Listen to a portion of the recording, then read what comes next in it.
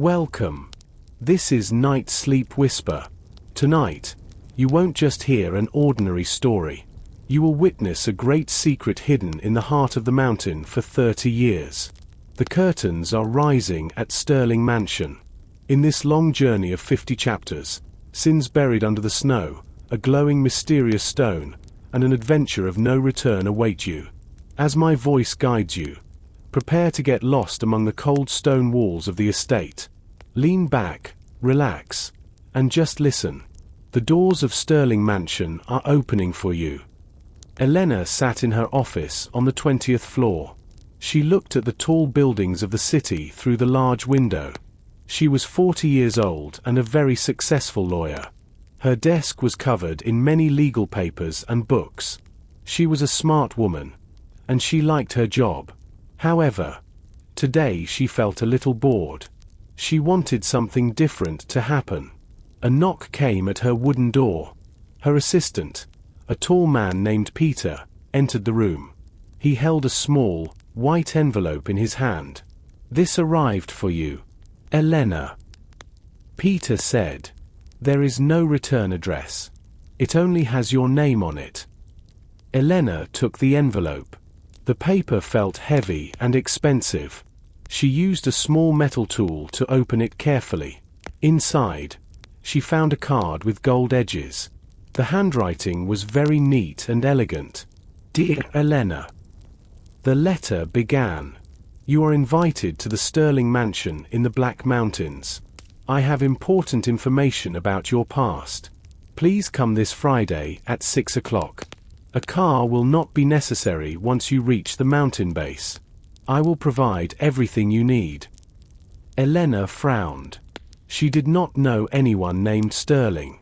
She did not know why someone wanted to talk about her past.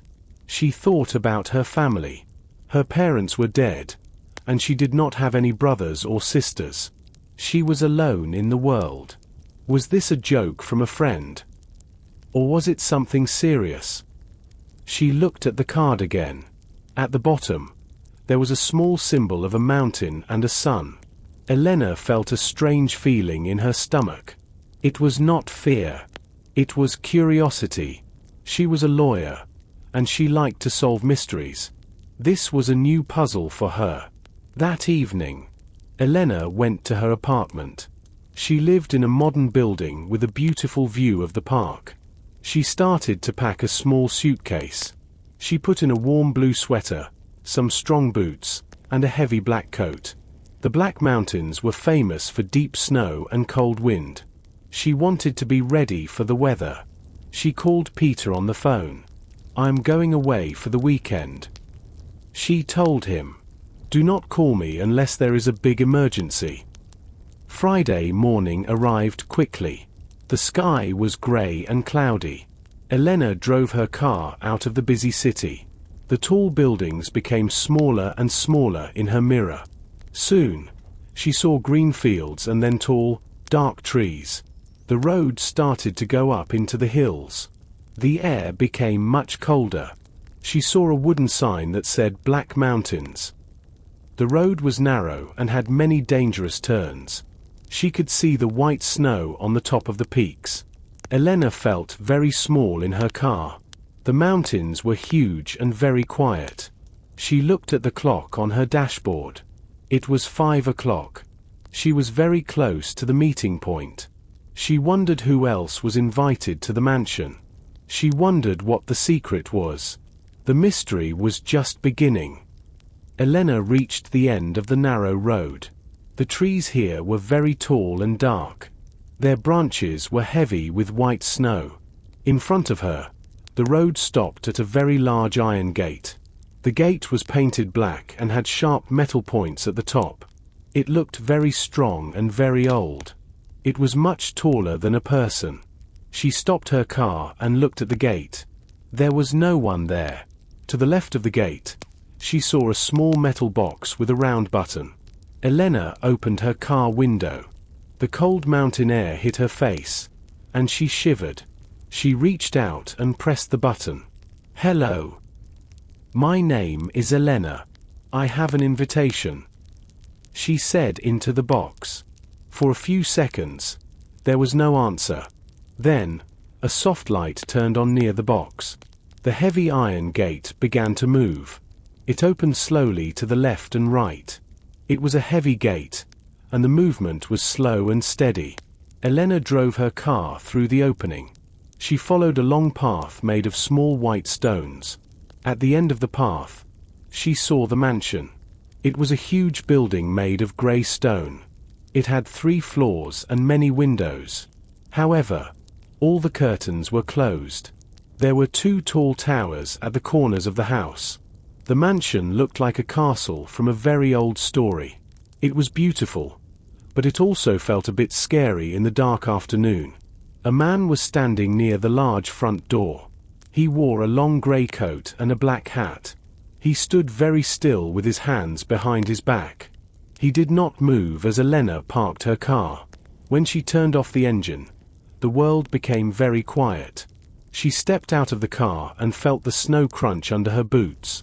The man walked toward her. He was an adult, perhaps 50 or 60 years old. He had a very serious face and short grey hair. He did not smile, but his eyes were sharp and intelligent. "Good evening, Ms. Elena," the man said. His voice was low and calm. "I am Victor. I am Mr. Sterling's assistant." "Nice to meet you, Victor," Elena said. "Is Mr. Sterling here? I received his letter. The master is busy with some business at the moment," Victor replied. He walked to the back of her car and took her suitcase. "He will meet all the guests later tonight. Please, come inside. The temperature is falling quickly." Elena followed Victor toward the front door. She looked back at the high gate. It was closed now. She was officially a guest in the mountain mansion. Victor opened the heavy wooden door, and Elena walked into a large hall. The air inside was warm and smelled like old wood and expensive candles. "Please wait in the library," Victor said, pointing to a pair of large doors. "The other guests are already there. I will bring some warm tea for everyone soon." Elena thanked him and walked toward the library. Her heart was beating a little faster. She was ready to meet the people who shared this mystery with her. Elena pushed the large doors open and stepped into the library. The room was beautiful and very warm. High bookshelves covered every wall from the floor to the ceiling. There were thousands of old books with leather covers. In the middle of the room, a large fire burned in a stone fireplace. The orange light from the fire made long shadows on the floor. 3 people were already in the room. They all looked up when Elena entered. They looked curious and a bit nervous. A tall man with short black hair stood near the fireplace. He wore a white shirt and a dark blue sweater. He looked like a very serious person. He walked toward Elena and held out his hand. "Hello," he said. "My name is David. I am a doctor from the city. I also received a strange invitation to come here." Elena shook his hand. "I am Elena. I am a lawyer. It is nice to meet you, David." "And I am Martha," a woman said from a soft velvet chair near the window. Martha looked like she was in her 50s. She wore an expensive grey suit and gold earrings. She looked like a very busy and successful businesswoman. "I do not like mysteries, but the letter mentioned my family's past. I had to come." The third person was a man standing in a dark corner of the room. He was looking at a large painting on the wall. He was younger than the others, perhaps 35 years old. He had long hair and paint stains on his fingers. He turned around and smiled at Elena. "I am Simon," he said. "I am an artist. Mr. Sterling said he wanted to show me something very important. I usually stay in my studio, but this mountain air is good for my art." Now the 4 of them were together. They were all adults with different jobs and different lives. Elena looked at her new companions. David the doctor, Martha the businesswoman, and Simon the artist. They all looked successful, but they all looked worried too. Do any of you know Mr. Sterling? Elena asked the group. No. David said. He shook his head slowly. I checked the medical records, but I do not have a patient with that name. I never heard the name in my business circles. Martha added. She looked at her watch. It was almost 6 o'clock. I think he is a collector of secrets. Simon said quietly. He walked closer to the fire. The letter was very specific. He knows things about us that other people do not know. The room became silent. Only the sound of the burning wood filled the air.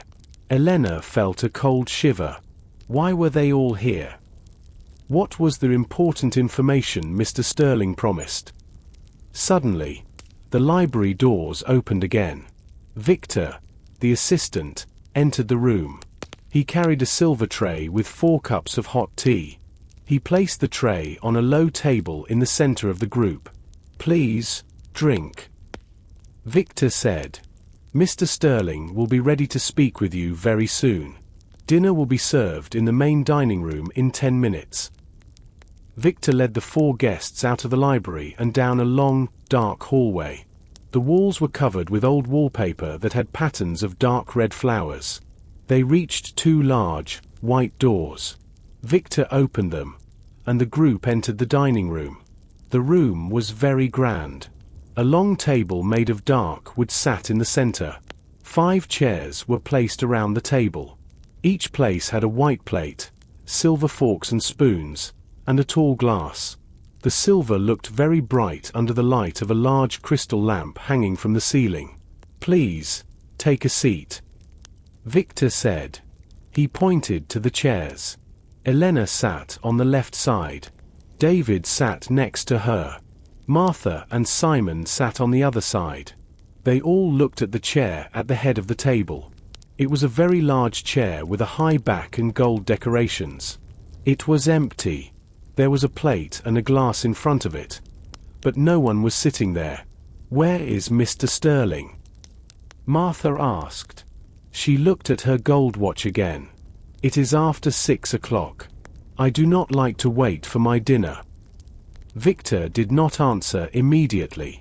He walked to a small table near the wall and picked up a large bowl of hot soup.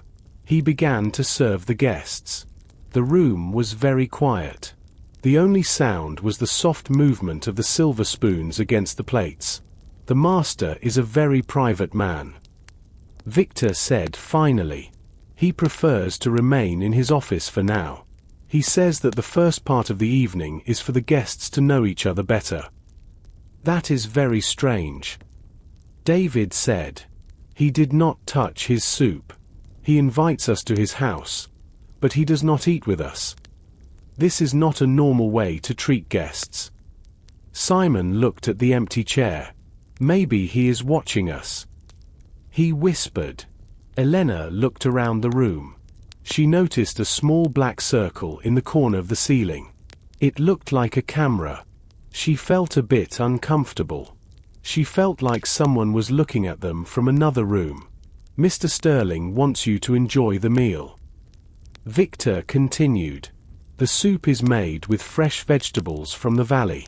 Please, eat. It is a long night, and you will need your energy. The guests began to eat.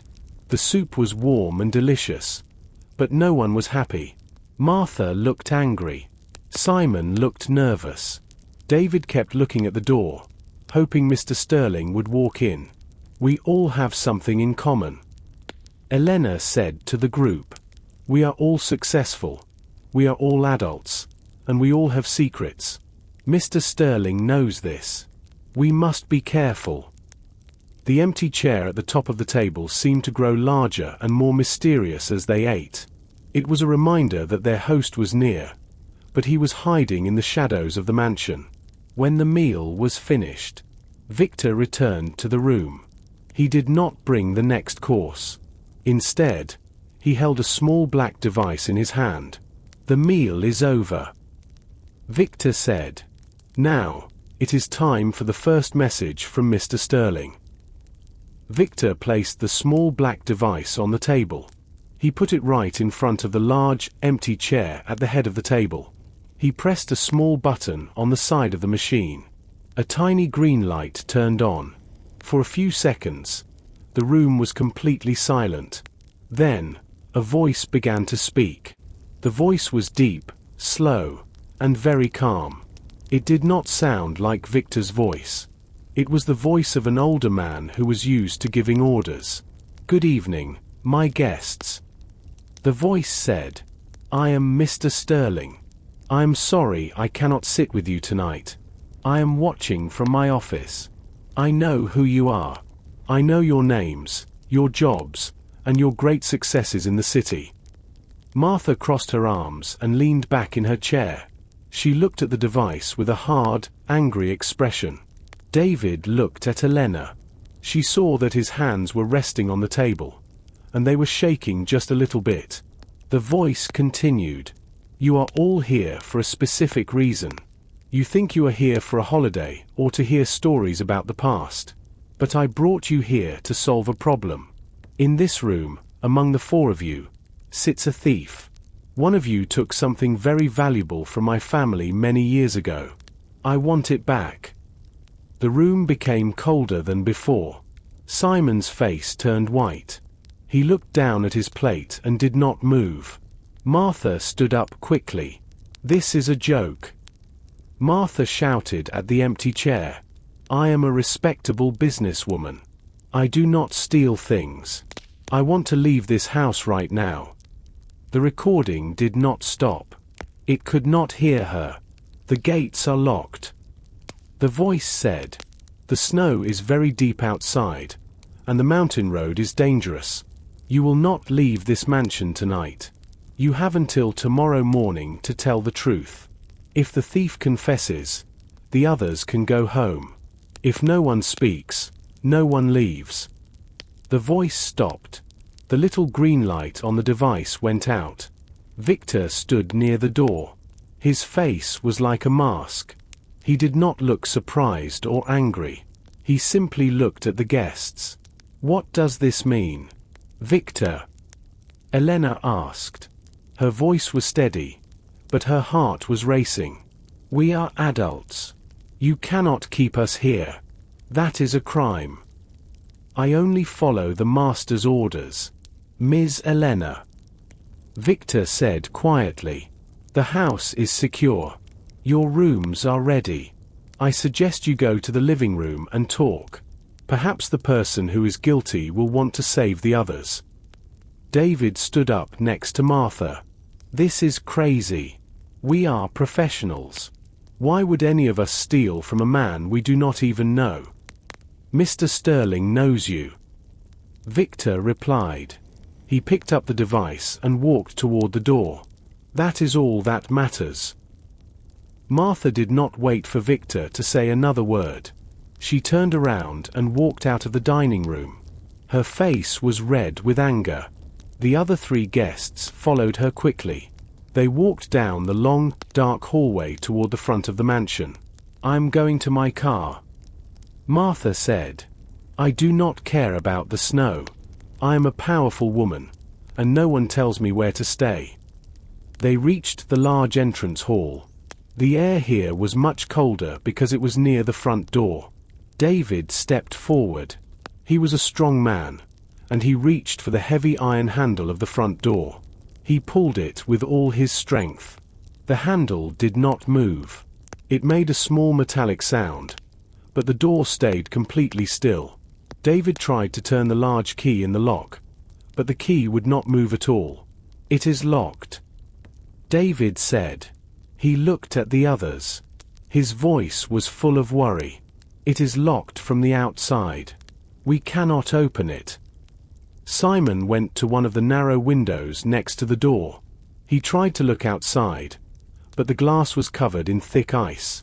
"I cannot see anything," he whispered. "The world outside is just white and black. We are truly stuck." Elena felt a cold wind coming from under the door. She looked at the heavy wood.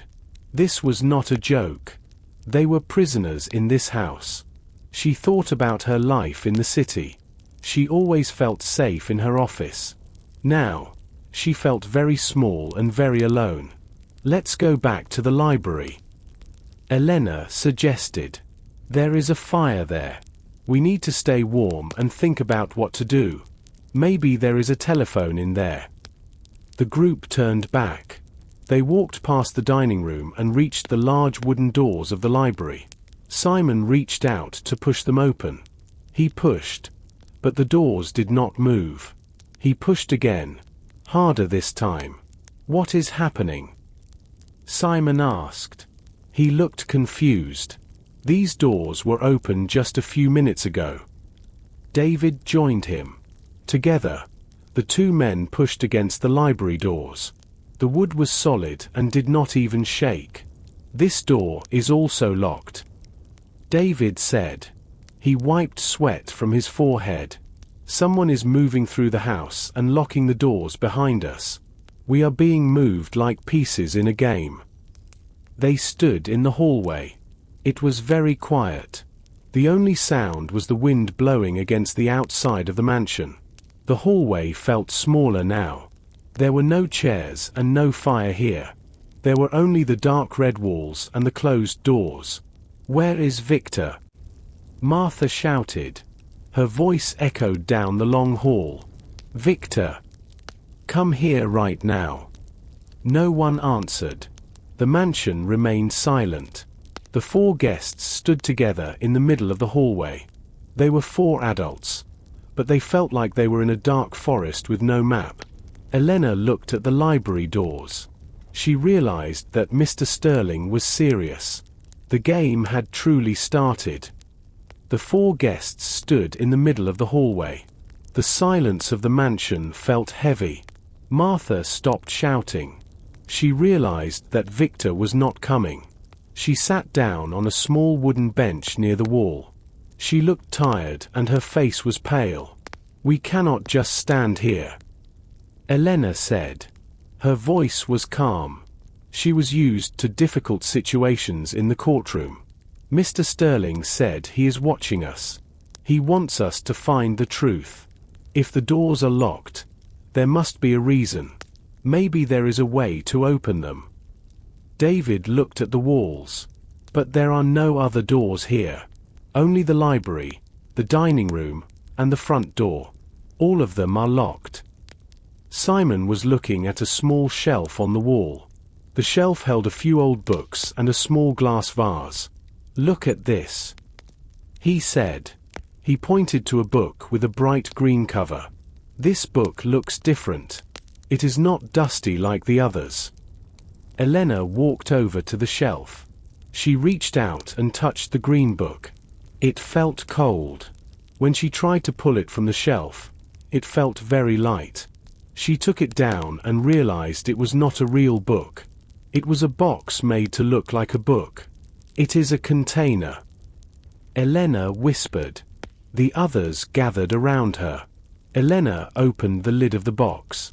Inside, resting on a piece of red velvet, was a small gold key. It was very shiny and looked brand new. A key, Simon exclaimed. But what does it open? It is too small for the front door or the library. Elena picked up the key. It felt heavy in her hand. Mr. Sterling is playing a game with us. He told us there is a thief among us. Perhaps this key leads to the evidence. Martha stood up from the bench. I do not care about evidence. I want to find a phone. Does anyone have a mobile phone with a signal? David pulled his phone from his pocket. He shook his head. No signal. The mountains are too high, and the storm is too strong. We are cut off from the world. Elena looked at the gold key again.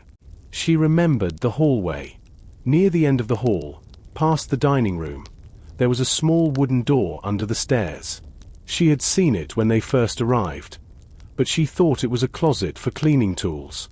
Follow me, Elena said. She walked quickly down the hall. The others followed her. Their footsteps made a rhythmic sound on the wooden floor. They reached the small door under the stairs. It was a simple door with a small, round keyhole. Elena put the gold key into the hole. She turned it slowly. A soft metallic sound came from the lock. The door moved open a few centimeters. "It works," David said. He looked over Elena's shoulder. Elena pushed the door open completely. Inside was not a closet. It was a small, private office. There was a desk, a chair, and a large metal cabinet. On the desk, there was a single piece of paper with a name written on it in large, black letters. The name on the paper was Martha. The paper lay on the desk. The name Martha was written in thick, dark ink. Martha reached out and touched the paper with a trembling hand. Her face was as white as the snow outside. "This is not possible," she whispered. "I do not understand why my name is here." David stepped into the small office. He looked at the paper and then at Martha. His eyes were narrow and suspicious. "Mr. Sterling said there is a thief here. Now we find a room with your name in it. Do you have something to tell us?" "Martha, did you know Mr. Sterling before tonight?" Martha looked at him with anger. "I am a successful woman. David, I have worked hard for 30 years. I do not need to steal from anyone. This is a trick to make us fight." Elena looked at the desk. There was nothing else in the room. There were no files, no photos, and no other clues. She suddenly felt the temperature in the room drop. She could see her breath in the air like a small cloud. "The heating," Simon said from the hallway. "The air is freezing. The radiators are not warm anymore." Elena touched the wall. The stone was like ice. "We cannot stay in this small office. We will freeze. We must find a place with a fire." They left the small room and walked back to the main hall. They found that the large doors to the living room were now open. Inside, a huge fire was burning in the fireplace. It was the only warm place in the mansion. The yellow and orange light of the fire danced on the walls. The 4 guests gathered around the fire. They sat on the soft sofas, but no one felt relaxed. They kept their coats on because the rest of the room was still chilly. "We need to talk," Elena said. "Clearly, Mr. Sterling knows us. He knows Martha. We need to find out how we are connected." "Martha, think carefully. Have you ever heard the name Sterling in your business?" Martha sighed. She looked into the fire. "Many years ago, when I was young, I started a small company. I had a partner. But the business failed, and he went away. I do not remember his name being Sterling. It was so long ago, and I have had many partners since then." "And you, David?" Elena asked. "You are a doctor. Did you ever have a patient with that name?" "No," David said. "But my father was also a doctor. He worked in these mountains a long time ago. He lived here before I was born. Maybe the connection is through him." Simon stayed silent in his chair. He was drawing small lines in the dust on a side table with his finger. "What about you, Simon?" Elena asked. "I just paint," Simon said quietly. "I do not have a big past. I only have my art. I don't know why I am here." A loud sound of a tree branch hitting the window made them all jump. They were 4 adults with big careers, but in this cold, dark house, they felt very afraid. The fire was warm, but the shadows in the room were long and dark. They knew they could not leave, and they knew they could not sleep. The fire in the living room was the only thing that kept the group from freezing. Elena watched the flames. She thought about her office and her normal life. It felt like a dream now. Here, in the mountains, the rules were different. Everything felt dangerous. Martha was quiet. She kept looking at the door to the hallway. David was walking back and forth. He was a man of action, and he did not like being trapped.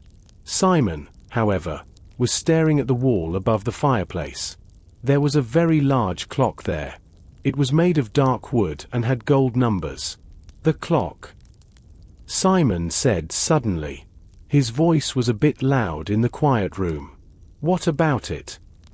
David asked. He stopped walking and looked up. It is not moving, Simon said. He stood up and walked closer to the fireplace. Look at the hands. They are stuck. Elena looked at the clock. The long hand and the short hand were both pointing at the number 12 and the number 10. It was exactly 10 p.m. She looked at her own watch on her wrist. Her watch said it was 10:15 p.m. It stopped 15 minutes ago. Elena said, maybe the battery is dead. That is a very expensive clock. Martha said. She walked over to join them. It is an electric clock. Look, there is a wire going into the wall. The power is still on in this room because the lamps are glowing. So why did the clock stop? David reached up and tried to move the hands of the clock with his finger, but they were locked in place. He looked confused. It is not just stopped. It is broken from the inside. It feels like something is holding the gears. Wait. Simon whispered. He was looking at the gold numbers on the clock face. The number 10 is slightly different. It is a different color than the other numbers. Elena leaned in. Simon was right. The number 10 looked like it was made of a different metal. It was a duller gold. She reached out and pressed the number with her thumb. A small part of the wall moved back and then to the right. It was a tiny hidden shelf. On the shelf sat a small, black object. It was a digital voice recorder, similar to the one Victor used in the dining room. Another message. David said. He took the recorder from the shelf. His face was serious. Mr. Sterling wants to talk to us again. Or he wants to remind us of the time. Elena added. Why 10 p.m.? Did something happen to one of us at 10 o'clock in the past? Martha shook her head. I don't know. My life is full of meetings and dates. I cannot remember every 10 o'clock. I can. Simon said quietly. He looked at his hands. 10 o'clock was the time I finished my first big painting. The painting that made me famous. It was 10 years ago today. They all looked at Simon. The artist looked small and afraid. Elena realized that the mystery was not just about Martha. It was about all of them. Each of them had a connection to this house and to Mr. Sterling. David held the recorder. Should I press play? He asked. Elena nodded. We need to know what he has to say. We need to find a way out of here. David held the small black recorder in his hand. Everyone looked at him. He pressed the play button. The same deep, calm voice filled the living room. Time is moving, but you are not. The voice of Mr. Sterling said. You found the room with the name. You found the clock. But you have not looked inside the desk. The gold key is more important than you think. Knowledge is power, my guests. Use it. The recording ended. The room was silent again. Elena looked at the gold key in her pocket. She had used it to open the door under the stairs. But perhaps it had another use. We must go back to that small office. Elena said. She stood up and led the way. They walked out of the warm living room and back into the cold hallway. The small office under the stairs felt even smaller now. The piece of paper with Martha's name was still on the desk.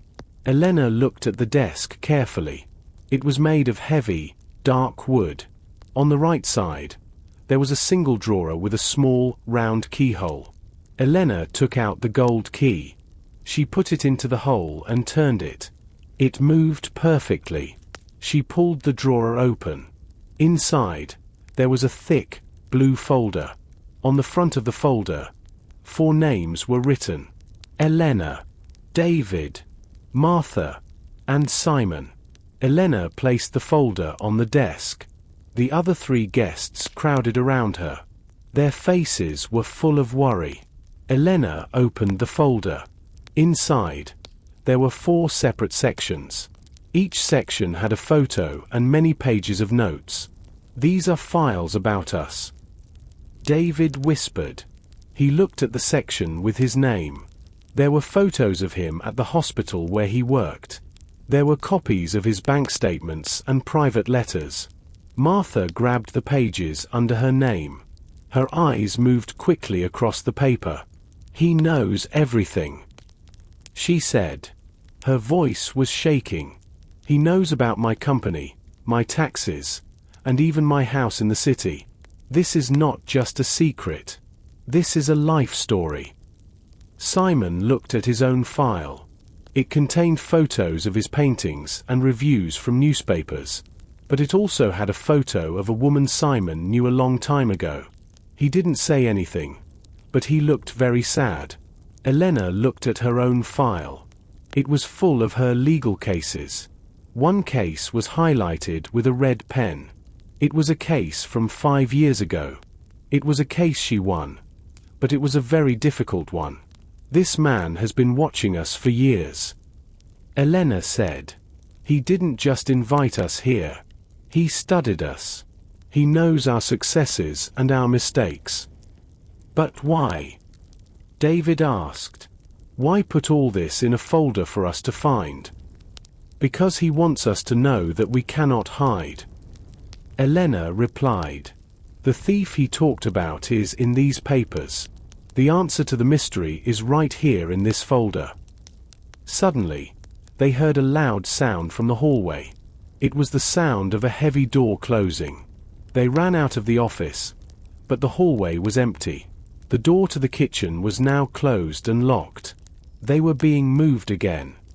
Elena stood very still in the small office. The blue folder felt heavy on the desk. The air was cold, but she felt a drop of sweat on her forehead. She looked at the section with her name. She turned the pages slowly. There were many legal documents from her past. Then, she saw a small, red paper. It was a copy of a letter.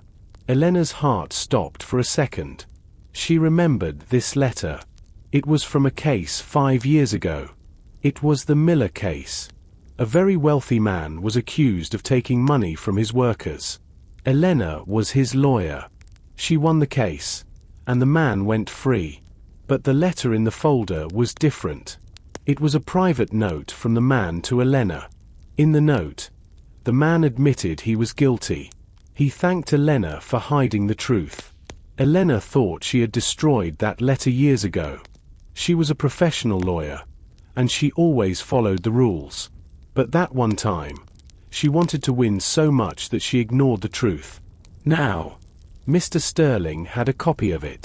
He knows. Elena whispered to herself. He knows what? David asked. He was standing behind her, looking at his own papers. He looked very tired. My file is full of hospital records. There is a report about a surgery I did last year. The patient died. It was not my fault, but the report here says I made a mistake. If the police see this, I will lose my job forever. Martha was reading her papers too.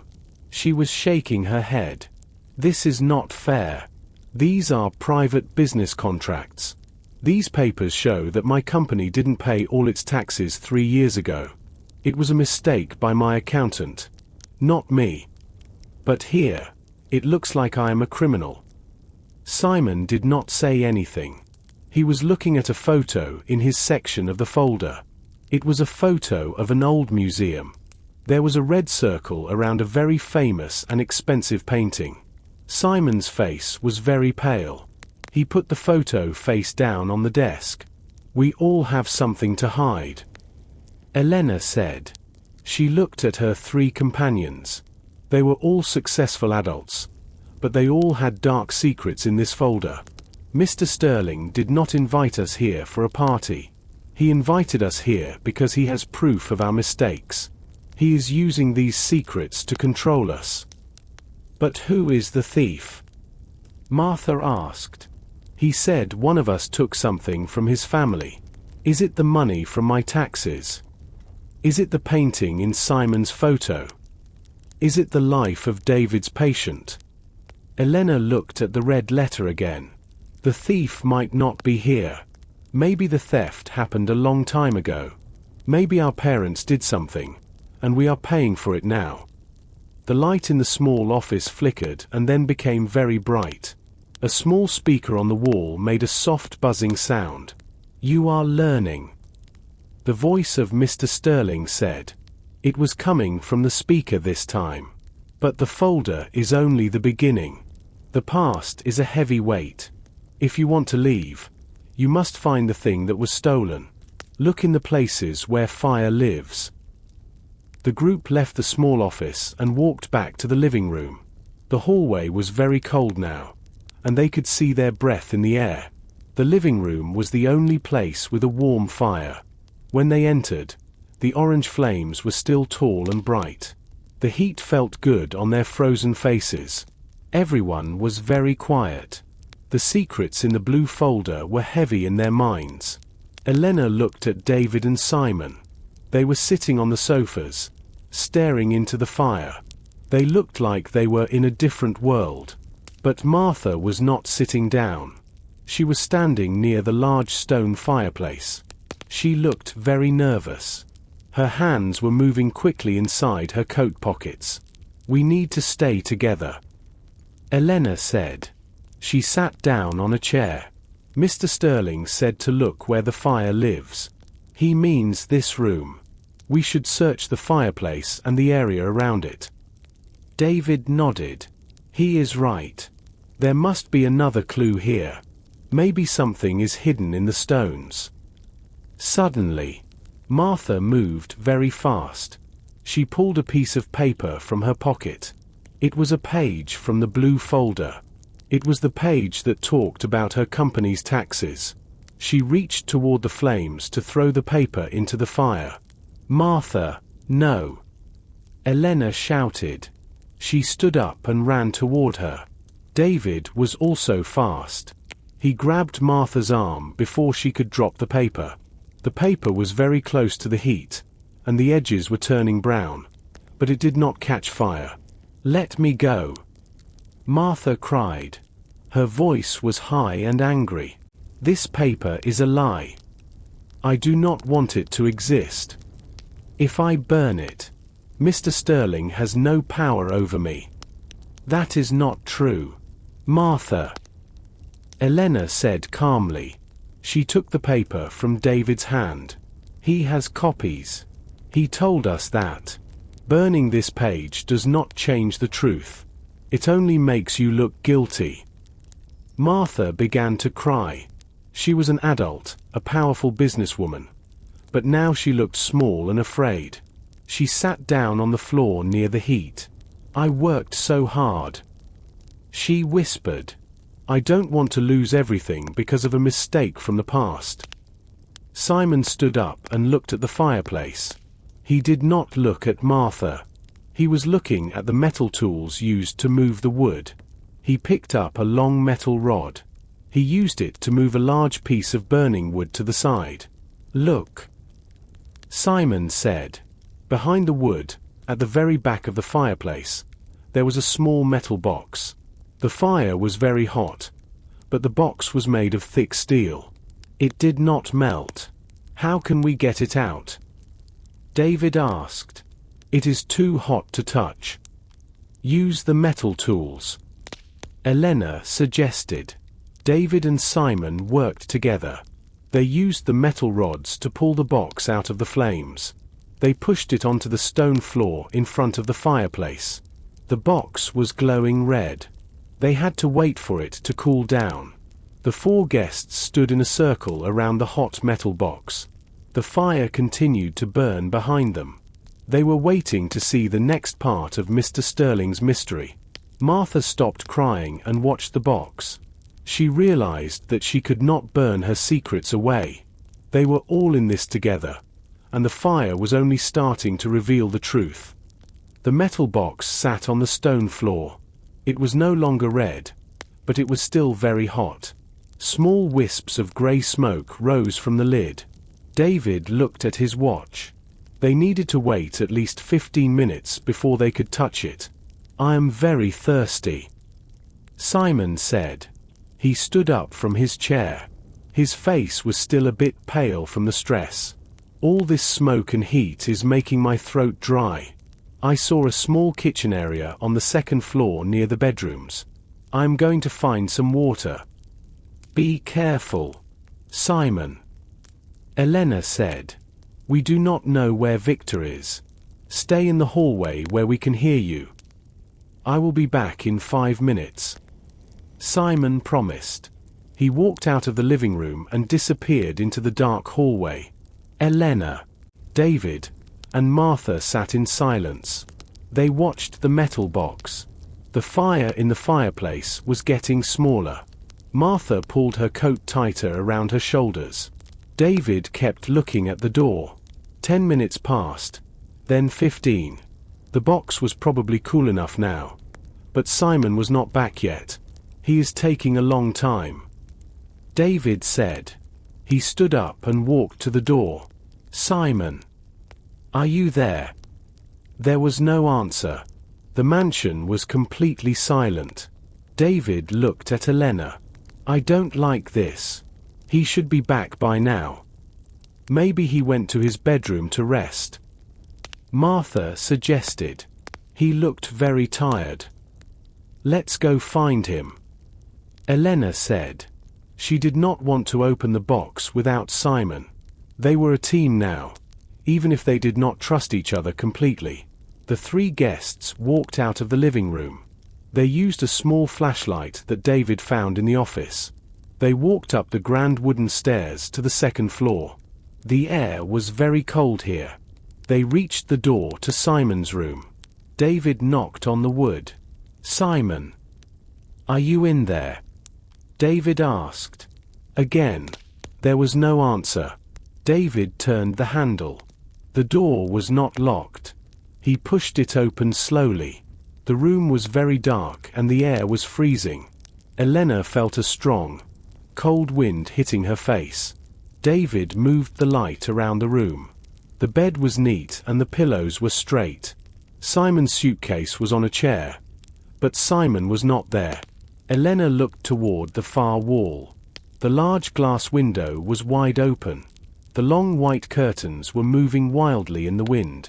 A lot of snow was already on the floor inside the room. It looked like a white carpet under the window. "Simon." Elena ran to the window and looked out. Outside, the world was white and dark. The snow was falling very fast. She could not see the ground because the mansion was very high up. She looked for footprints in the snow on the window ledge, but the wind was too strong. It covered everything quickly. "He is gone," Martha whispered. She stood at the door, her hands over her mouth. "Someone took him, or he jumped." "Why would he jump?" David asked. He looked at the open window with a worried expression. "The ground is very far down. He is an artist, not a mountain climber." Elena looked around the room again. She saw a small piece of blue paper on the floor near the bed. She picked it up. It was a page from the folder. It was the photo of the museum and the painting. But now, there was a message written on the back in red ink. The message said, "The artist has entered the shadows." Elena, David, and Martha walked back down the grand stairs. The cold air from the second floor followed them. Martha was very quiet now. She kept looking behind her into the dark shadows of the hallway. "We are only 3 now," she whispered. "Simon is gone, and we are alone. We must stay together," David said. His voice was firm. He was a doctor, and he knew how to stay calm in a crisis. Simon might be lost in the house, or he might be hiding. But we cannot look for him if we are weak. I am very hungry. And I think you are too. Let's go to the kitchen. They walked to the back of the mansion. The kitchen was a large room with high ceilings. There were many metal pots hanging from the walls. The air smelled like old spices and cold soup. It was a professional kitchen, like one in a big restaurant. They looked for Victor, but the room was empty. There was no fire in the large stove. Elena opened a wooden cupboard. She found a loaf of fresh bread and some hard cheese. It is not a lot, but it will help, she said. She put the food on a central table. David used a small knife to cut the bread. They ate quickly. The food made them feel a little better, but they were still very worried. As she ate, Elena looked at the floor. The floor was made of large, flat stones. In the middle of the kitchen, there was a very old rug. It was red and blue with a pattern of birds. Elena noticed that the rug was not straight. One corner was folded over, as if someone had moved it recently. Look at this, Elena said. She pointed to the floor. The rug is messy. That is strange for a house that is so clean. David walked over and looked at the rug. He put his hands on the edge of the heavy fabric. Let's see what is under here, he said. He and Elena pulled the rug away. It was very heavy and difficult to move. They pushed it to the side of the room. Under the rug, the stone floor stopped. Instead, there was a square door made of dark, strong wood. It was a trapdoor built into the floor. A heavy iron ring sat in the center of the wood. A secret door, Martha said. She stood back, near the kitchen door. I do not like this. Nothing good is ever under a floor. Maybe this is where Victor went, David said. Or maybe this is where they took Simon. Elena looked at the iron ring. It was dusty, but there were fresh marks on the wood around it. Someone had opened this door very recently. She felt a mix of fear and hope. We have to open it, Elena said. She reached down and grabbed the cold iron ring. She pulled with all her strength. The heavy wooden door moved slowly with a low, scraping sound against the stone. Below them was a dark, narrow set of stairs that went deep into the ground. Elena looked into the darkness of the trapdoor. She held the flashlight tightly. David stood behind her. I will go first, he said. He took the light and started to walk down the narrow stairs. The stairs were made of cold stone. The air smelled like wet earth and cold metal. Martha stayed at the top for a moment. She looked around the empty kitchen. She was afraid to stay alone, so she followed Elena quickly. They went down 10 steps. At the bottom, they reached a small, heavy metal door. David pushed it, and it opened without a sound. Inside, the room was very different from the rest of the mansion. The walls were not made of stone or wood. They were made of smooth, grey metal. There were many black wires on the floor. In the center of the room, there was a long table with a comfortable chair. Above the table, there were 12 large television screens. What is this? Martha whispered. She walked toward the screens. She looked at them with wide eyes. The screens were all turned on. They showed different parts of the mansion in bright colors. Elena saw the dining room with the empty gold chair. She saw the library with its thousands of books. She even saw the living room where the fire was now very small and dark. He is watching us, David said. His voice was low and angry. Every room has a small camera. He saw us talking in the library. He saw us finding the blue folder. He knows every word we said tonight. Elena looked at the screens carefully. She found the screen for the kitchen.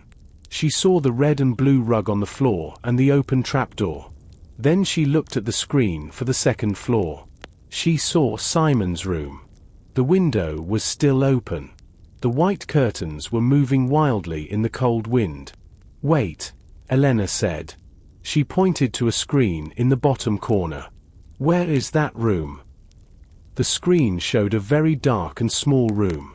It looked like a cellar deep under the house. In the middle of the room, a man was sitting in a wooden chair. His hands were tied behind his back. It was Simon.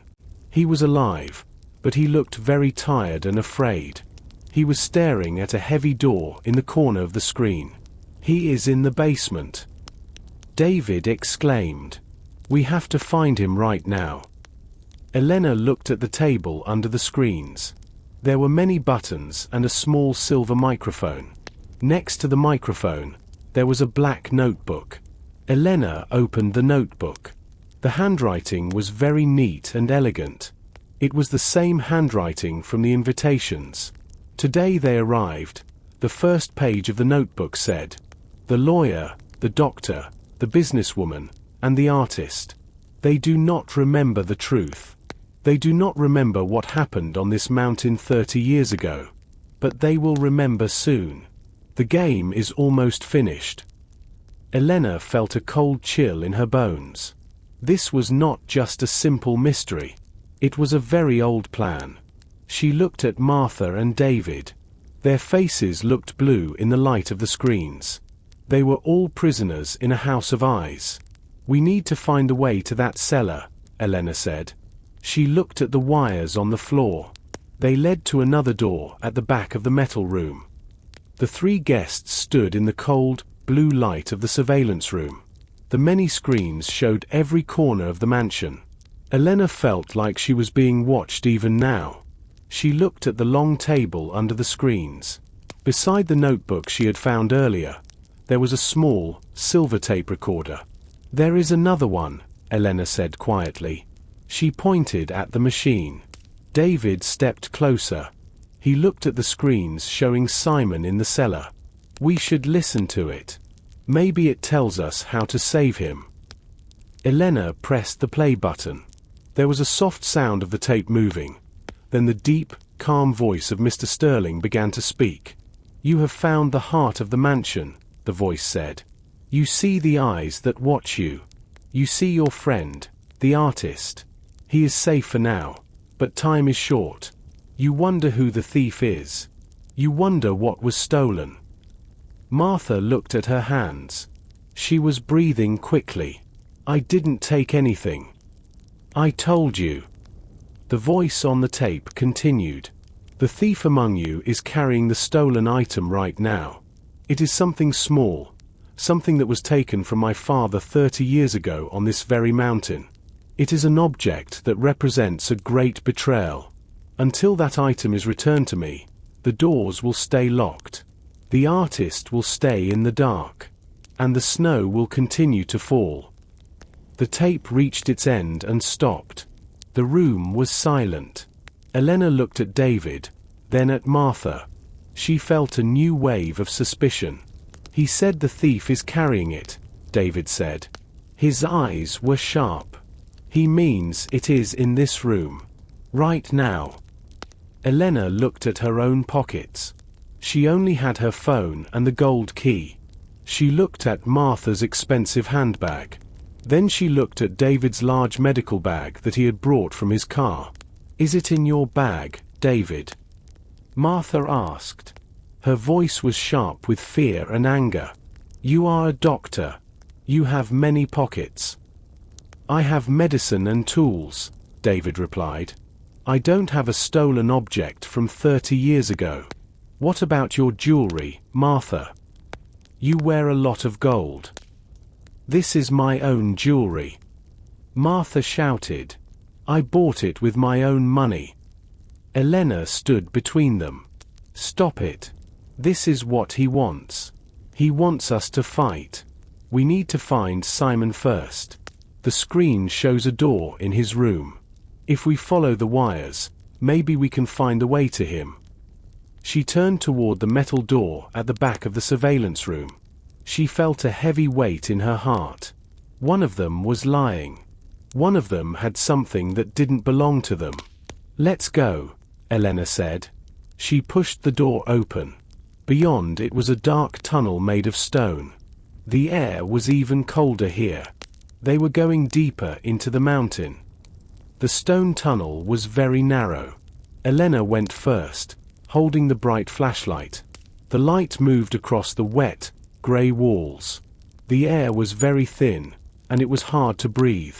David walked behind her, and Martha came last. Martha was moving very slowly. Her boots made a scraping sound on the cold, hard floor. Elena could hear Martha's heavy breathing in the silence of the tunnel. "Martha, you are very quiet," David said without turning around. "In the surveillance room, you looked very surprised. What are you not telling us? We need to know everything." Martha did not answer at first. She stopped walking and leaned against the wall. Elena turned around and moved the light toward her. Martha's face was pale, and her eyes were red.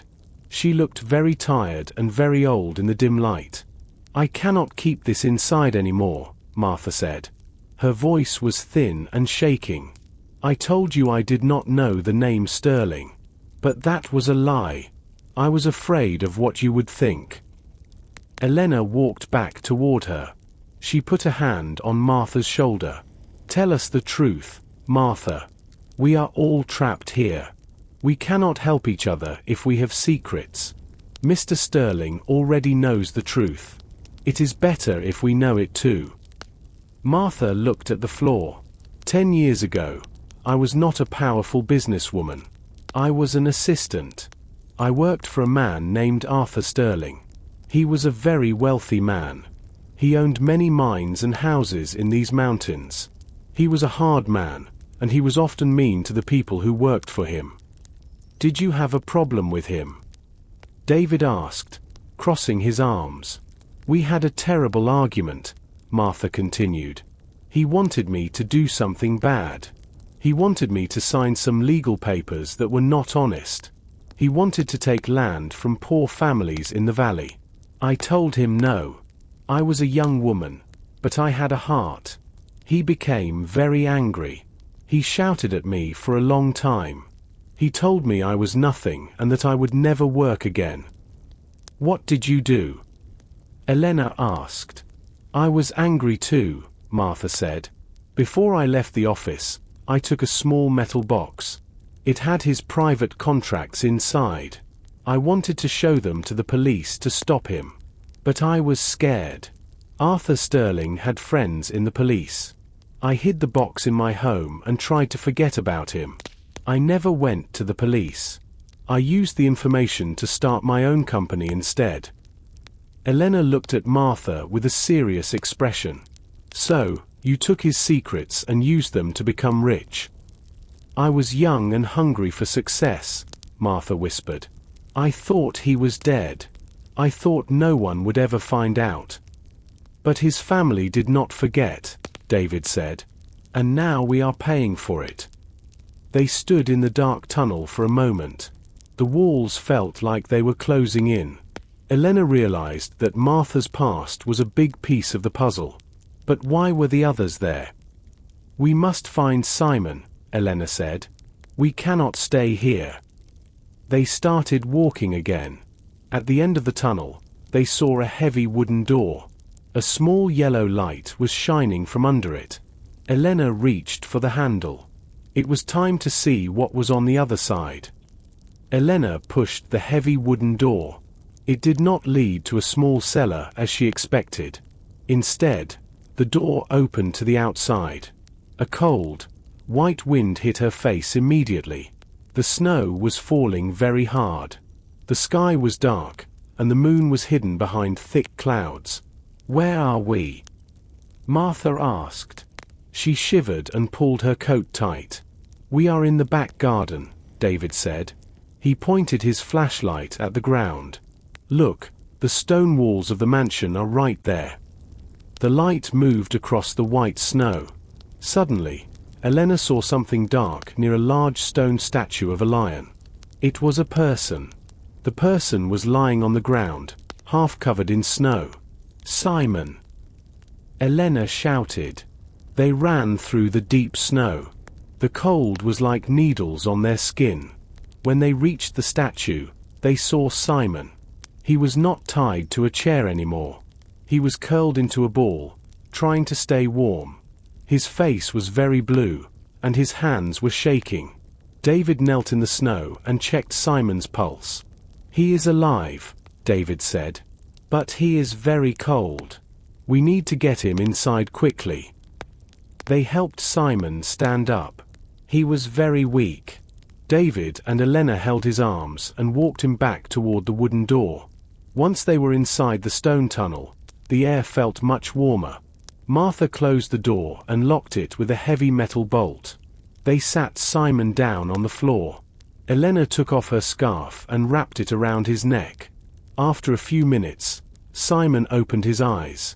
He looked at the three of them with fear. "What happened, Simon?" Elena asked gently. "We saw you on a screen. You were in a chair in a dark room."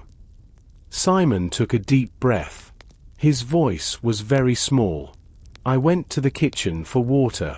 I heard a sound behind me. Before I could turn around, someone put a black cloth over my head. I couldn't see anything. I felt a strong hand on my shoulder."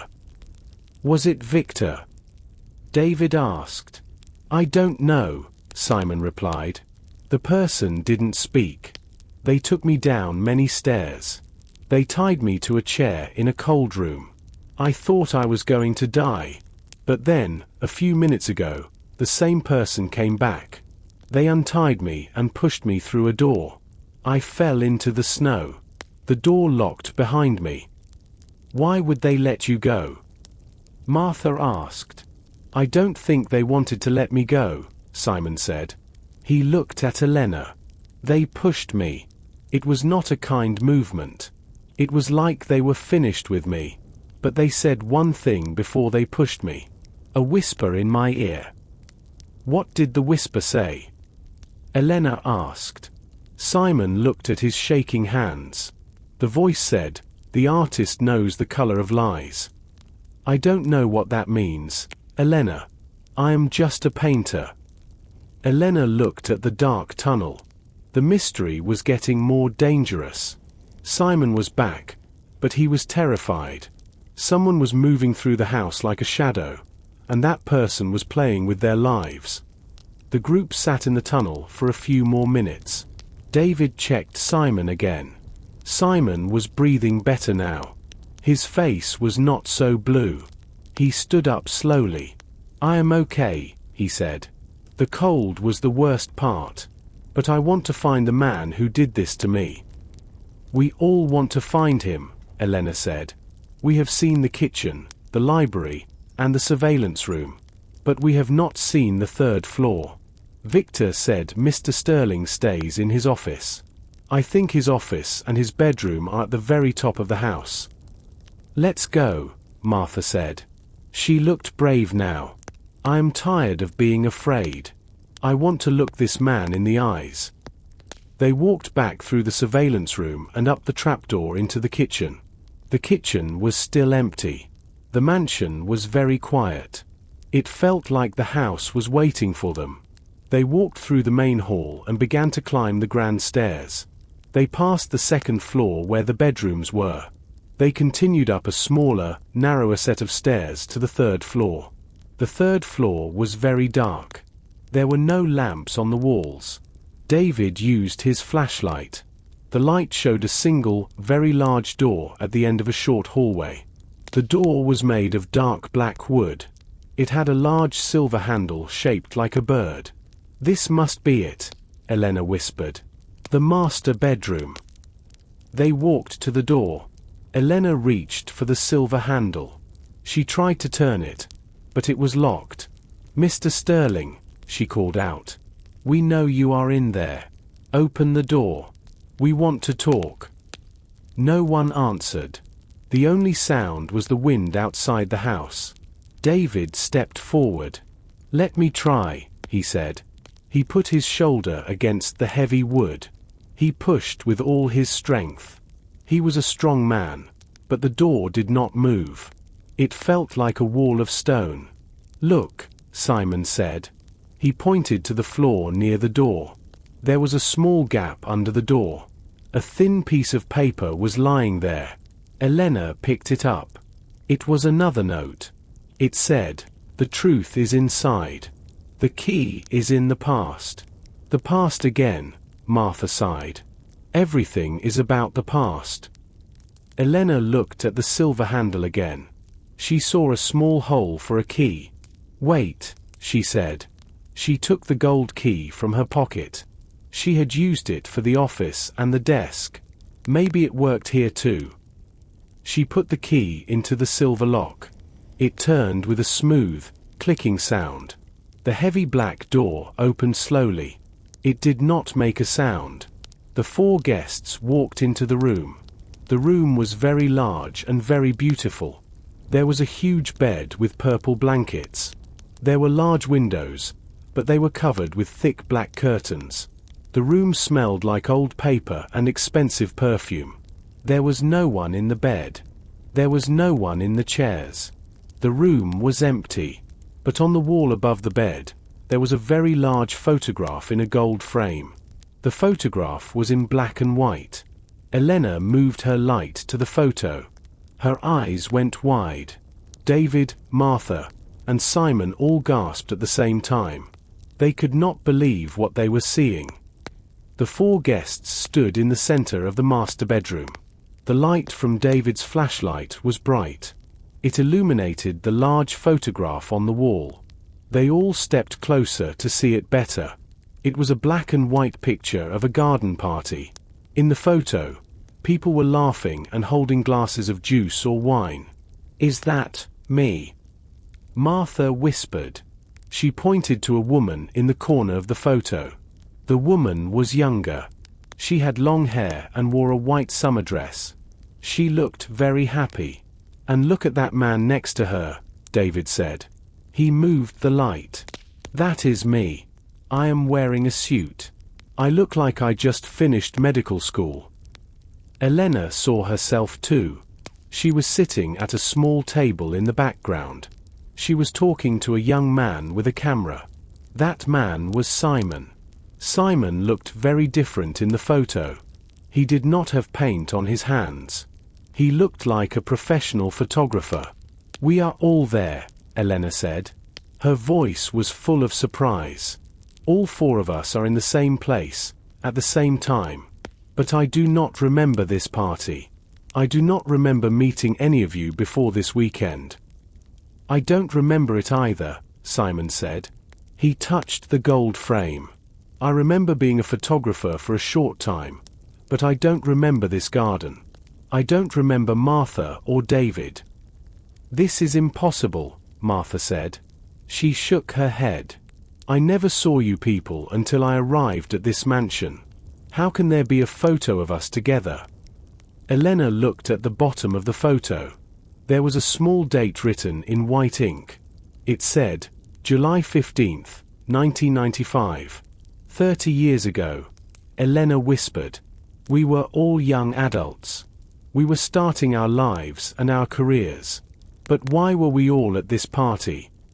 "Look at the house in the background of the photo," David said. He pointed to the top of the picture. Behind the happy people and the green trees, there was a large stone building. It was the Sterling Mansion. It looked new and beautiful in the sun. The garden was full of flowers, not snow. "We were here before," Elena realized. But something happened. Something made us forget. Or someone made us forget. Suddenly, they heard a soft clicking sound. It came from the wall behind the photograph. The large gold frame moved a few centimeters to the left. It was not a photo on a wall. It was a door. "Another secret," Simon said. He looked tired of secrets, but he was curious. Elena pushed the frame. It moved easily. Behind the photograph, there was a small, hidden safe in the wall. The safe was already open. Inside, there was a small piece of paper and a silver ring with a blue stone. Elena took the paper. It was not a message from Mr. Sterling this time. It was a newspaper clipping from July 16th, 1995. The headline said, "Tragedy at the Sterling Party." Young man disappears. Elena held the newspaper clipping with a steady hand. The paper was yellow and very thin. The photo in the news showed a young man with a bright smile. He looked a lot like the guests. He was an adult, perhaps 25 years old. His name was Thomas Sterling. Thomas Sterling, Elena read aloud. He was the son of the owner. He disappeared during the party we were attending. The police searched the mountain for weeks, but they never found him. I don't remember any of this, David said. He looked at the silver ring with the blue stone. He picked it up carefully. This ring, it has the letter T on the inside. It belonged to Thomas. Martha was shivering. She looked at the large photo on the wall again. We were all there. If a man disappeared, why don't we remember the police? Why don't we remember the fear? It is like a part of my brain is missing. Maybe we were not just guests, Simon suggested. He was looking at the dark hallway outside the bedroom door. Maybe we were more important than that. Elena put the ring and the clipping in her pocket. She felt like the walls of the room were too close. We need to leave this room. Mr. Sterling, the current Mr. Sterling, is using our lost memories against us. We need to find where Thomas went. They walked out of the master bedroom and back into the narrow hallway of the third floor. The hallway was very long and had many shadows. At the very end of the hall, there was a large, heavy mirror. It had a frame made of dark, carved wood. The glass was old and a bit grey. Elena stopped in front of the mirror. She looked at her reflection. She looked tired, but her eyes were sharp. She noticed something strange about the mirror's frame. There was a small gap between the wood and the wall on the right side. "Help me move this," Elena said to David. David put his hands on the side of the heavy frame. Together, they pulled. The mirror did not come off the wall. Instead, it moved to the side on a metal track. It was a sliding door. Behind the mirror, there was a small, flat space inside the wall. Inside the space, Elena found a large piece of thick paper. It was folded into a small square. She took it out and unfolded it on the floor. David moved his flashlight so they could see it. "It is a map," Simon said. His voice was full of excitement. "It is a map of the whole mansion." The map was very detailed. It showed the first floor, the second floor, and the third floor. But it also showed something else. Below the ground floor, there were many lines and rooms. There was a basement, a surveillance room, and a long tunnel. "Look here," Elena said. She pointed to a red line on the map. The line started in the library and went deep into the earth. It led to a room labeled the vault. "The vault," Martha whispered. "That sounds like a place where a thief would go." "And look at this," David added. He pointed to a small set of stairs near the kitchen. "These stairs go even deeper than the surveillance room. The map says they lead to the old mines under the mountain." Elena felt a spark of hope. This map is our way out. It shows all the secret doors and paths. Mr. Sterling cannot hide from us if we have his map. Suddenly, the lights in the hallway flickered. They turned off and then turned on again. A cold wind blew through the hall, even though there were no open windows. They knew they had to move quickly.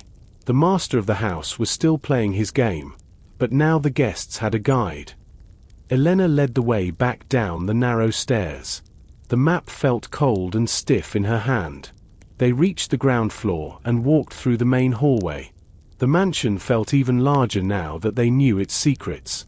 They walked past the dining room. The empty gold chair was still there at the head of the table. It looked like a silent ghost in the shadows of the room. They finally arrived at the large library doors. Elena reached for the handle. This time, the doors moved easily. They were no longer locked. The library was silent. The fire that burned earlier was now only a pile of grey ash. The thousands of books on the walls seemed to watch them as they walked across the room. Elena looked at the map again. She moved her flashlight to the far corner of the room, past the large wooden desk. There was a very tall window there, but it was covered by a heavy curtain. The curtain was made of dark red velvet. It was thick, dusty, and reached from the ceiling to the floor. "The map says the door is right here, behind this curtain," Elena said. Her voice was a whisper, but it sounded loud in the quiet room. David walked to the corner. He reached up and grabbed the edge of the heavy fabric. He pulled it to the side. The curtain was very heavy and moved slowly. Behind the velvet, there was no window. Instead, there was a wall made of large, grey stones. Elena moved her light across the stones. She saw a thin, vertical line between two of the blocks. It was a door, but it was perfectly hidden. There was no handle and no keyhole. "How do we open it?" Simon asked. He looked at the map over Elena's shoulder. "The map shows the door, but it doesn't show a handle." Elena looked closely at the drawing on the map. Next to the red line, there was a small symbol of a sun. She looked at the bookshelf standing next to the hidden door. On the middle shelf, she saw a small book with a silver sun on the cover. It was not a real book. It was made of heavy metal.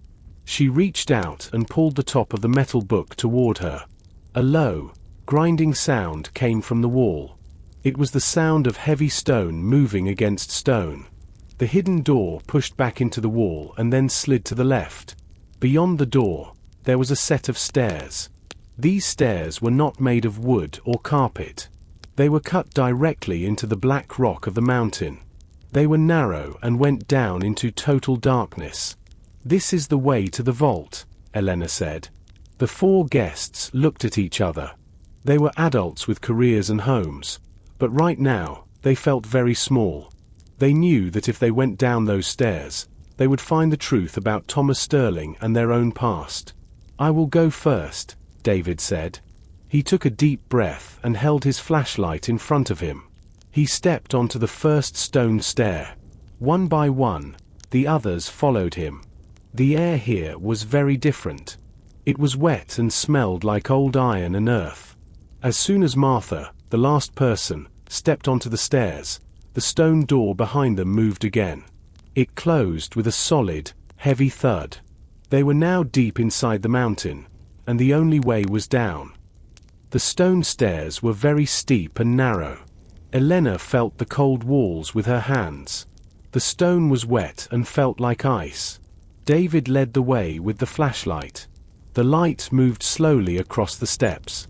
No one spoke. They only heard the sound of their boots on the rock. They walked down for a long time. Finally, they reached a flat floor. The stairs ended in a small, square room. It did not look like a vault or a secret laboratory. It looked like a very old storage room. The walls were lined with wooden shelves. The shelves were filled with old glass jars, empty metal tins, and wooden boxes. It looked like a kitchen pantry, but it was deep underground. "Why is there a pantry here?" Martha asked. She moved her own small light across the shelves. "There is no food here, only dust."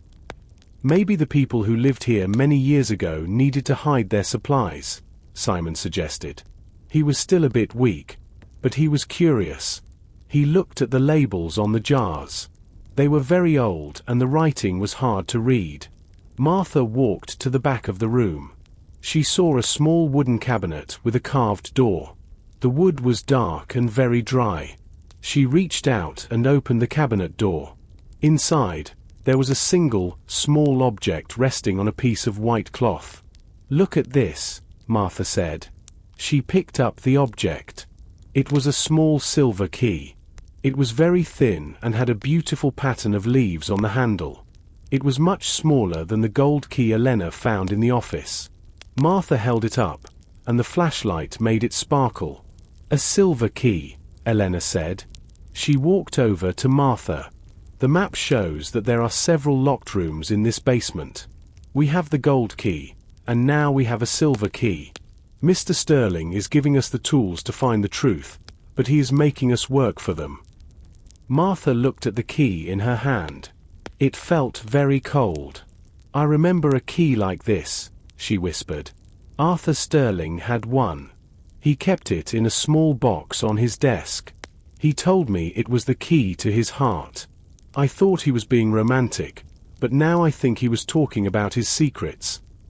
"Do you think this key opens the vault?" David asked. "Maybe," Elena replied. "But the vault on the map is still further down. This pantry has another door." She pointed to a small, heavy door in the corner of the pantry. It was made of iron and had a silver-colored lock. Elena took the silver key from Martha and put it into the lock. It turned easily. The iron door opened with a slow movement. Behind it was not the vault, but a very dark room. The air that came out of the room was even colder than the pantry. It smelled like old clothes and dry paper. "We are going deeper," David said. He stepped through the iron door. "Stay close together. We don't know what is in the dark." Elena stepped into the room. David followed her, moving his flashlight from left to right. The light was the only thing they could see. The room was very wide, but the ceiling was low. There were no windows, and the air was very still. It felt like the room was deep inside the heart of the mountain. The air smelled like old wood and dry paper. "It is a storage room," Simon whispered. His voice sounded very small in the large, dark space. "Look at all these boxes," Martha said. She moved her own light across the floor. The room was full of wooden boxes. There were hundreds of them. They were stacked against the walls and placed in long rows on the floor. Each box was made of dark, heavy wood. They all looked the same. They each had a heavy brass lock on the front. On the top of every box, there was a date written in white paint. Elena walked to the nearest row. She wiped the thick dust off the top of a box. The date was 1985. She moved to the next box. It said 1990. "This is not just storage," Elena said. Her voice was serious. "Mr. Sterling is keeping a record. He has a box for every year." David walked to the middle of the room. He found a row of boxes that looked newer than the others. "Here is 1995, he said. He pointed his light at the lock. "But we cannot open it. The brass locks are very strong. The silver key we found is too thin for these." "Maybe we don't need the silver key yet," Simon suggested. He was looking at a small table in the corner of the room. On the table, there was a single, smaller box. It was not made of wood. It was made of polished silver, and it was the only box that did not have a date. Elena walked over to the table. She looked at the small silver box. It had a beautiful pattern of leaves on the lid, just like the handle of the silver key. "The silver key is for this," Elena said. She took the key from her pocket. She put it into the tiny lock on the silver box. She turned the key slowly. She heard a soft metallic sound as the lock opened. The others gathered around her. David moved his flashlight closer so they could see inside. Elena lifted the lid of the silver box. Inside, the box was lined with soft black velvet. There were no gold coins or expensive jewels. Instead, there was a stack of old photographs. The photos were black and white. Elena picked up the first photo. She felt a cold chill. The photo showed a group of 5 adults. They were standing in front of the Sterling mansion. In the middle was a man who looked like a younger version of Victor. He was smiling. Around him were 4 other people. "Wait," Martha said. She reached out and touched the photo. "That woman, that is my mother." David looked closer. "And that man is my father. He is wearing his doctor's coat." Elena looked at the other 2 people in the photo. She recognized her own father and Simon's mother. They were all young, happy, and standing together. On the back of the photo, someone had written.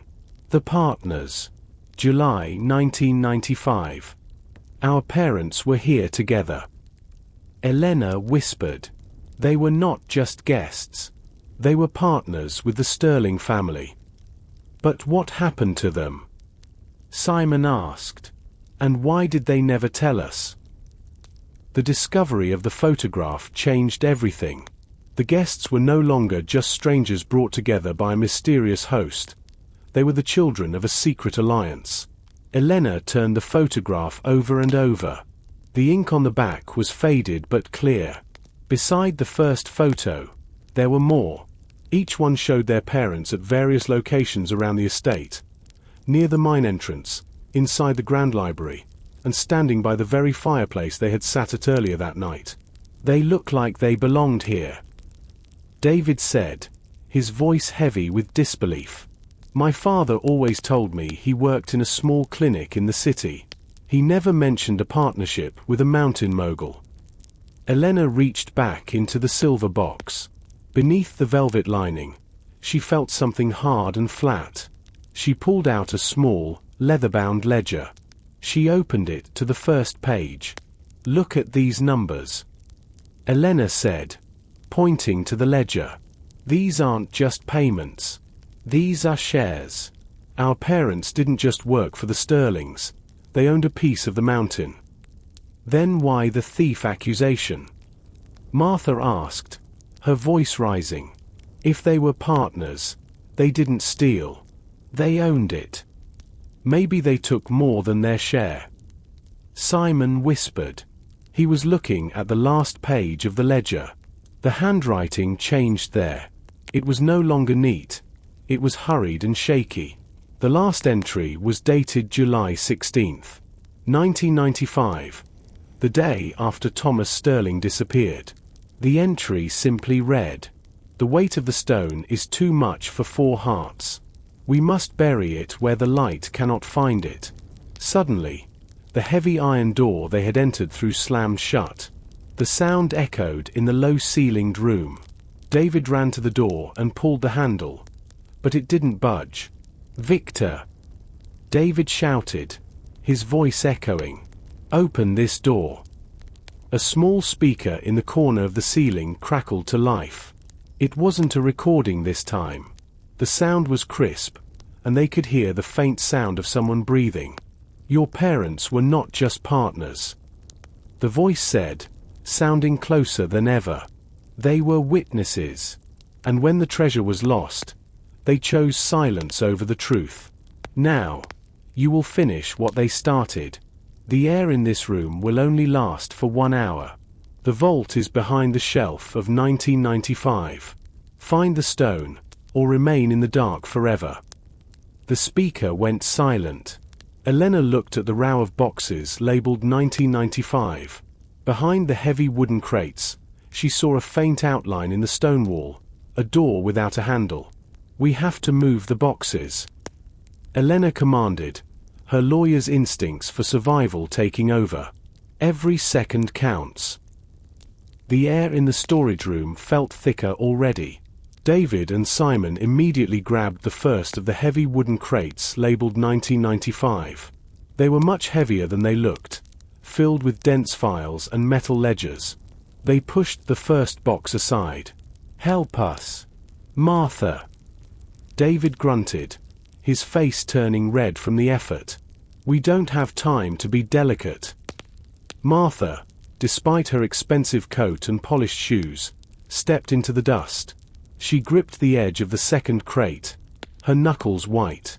Together, the 4 of them formed a line, sliding the massive boxes across the stone floor.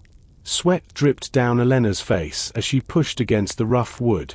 Every minute that passed felt like an hour. After 10 minutes of frantic work, the wall behind the 1995 section was revealed. It wasn't a door in the traditional sense. It was a circular slab of dark, polished granite set deep into the surrounding rough stone. In the center of the circle was a small, star-shaped indentation. "The star," Elena gasped, leaning against the wall to catch her breath. She reached into her pocket and pulled out the silver ring they had found in the master bedroom. She looked at the blue stone. It wasn't just a decoration. The stone was cut into the shape of a 6-point star. "The ring is the key," Simon whispered, his eyes wide. Elena stepped forward. Her hand was shaking as she pressed the blue stone of the ring into the center of the granite circle. It fit perfectly. For a moment, nothing happened. Then, a deep vibration shook the floor beneath their feet. A sound like heavy chains moving behind the wall filled the room. The granite slab didn't slide or swing. It began to rotate. As it turned, the smell of ancient dust and something metallic, like the scent of old coins, wafted out. The door recessed into the floor, revealing a path into a room that was bathed in a strange, low blue light. They stepped inside. The vault was unlike any other part of the house. The walls were lined with shelves made of glass and steel. But it wasn't gold or money that filled the room. The shelves were covered in small, clear jars. Inside each jar was a single object: a watch, a pair of glasses, a folded letter, a child's toy. "These aren't treasures," Elena said, her voice echoing in the cold space. "These are memories. These are the things people lost." At the very center of the room, on a high pedestal, sat a large, uncut piece of black rock.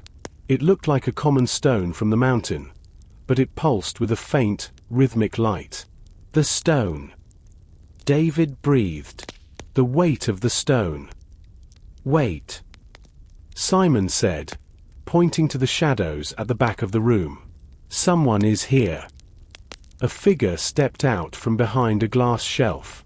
It wasn't the tall, imposing figure of Victor. It was a man, much older, sitting in a motorized wheelchair. He looked frail, but his eyes were sharp and full of a terrible intelligence.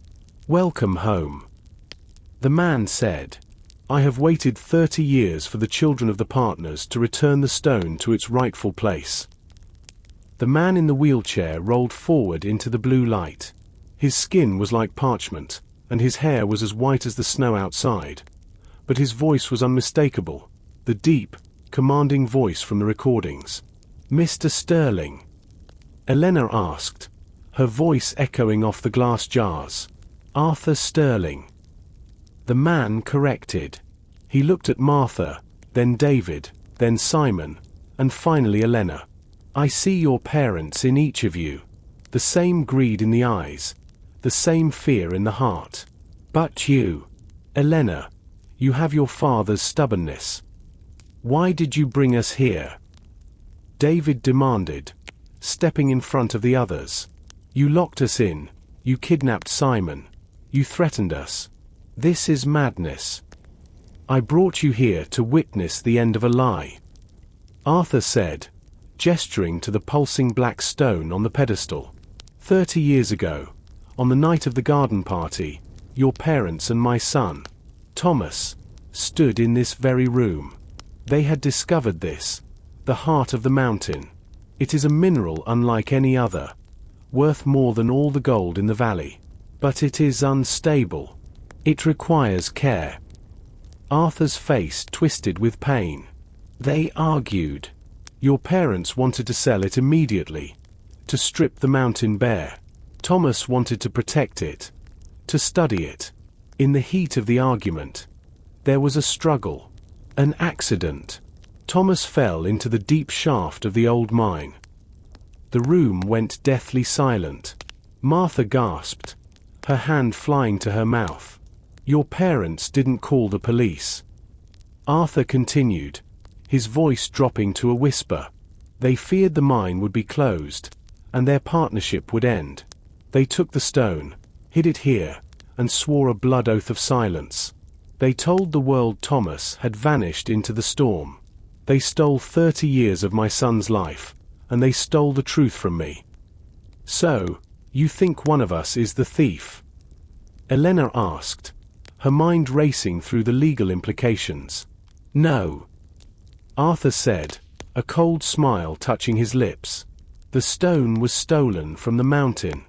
But the ring you used to open that door, that was taken from Thomas's body before your parents left him in the dark. One of your parents kept it as a trophy. It was found in a safety deposit box belonging to one of your families. He looked directly at Simon. Simon's face went pale.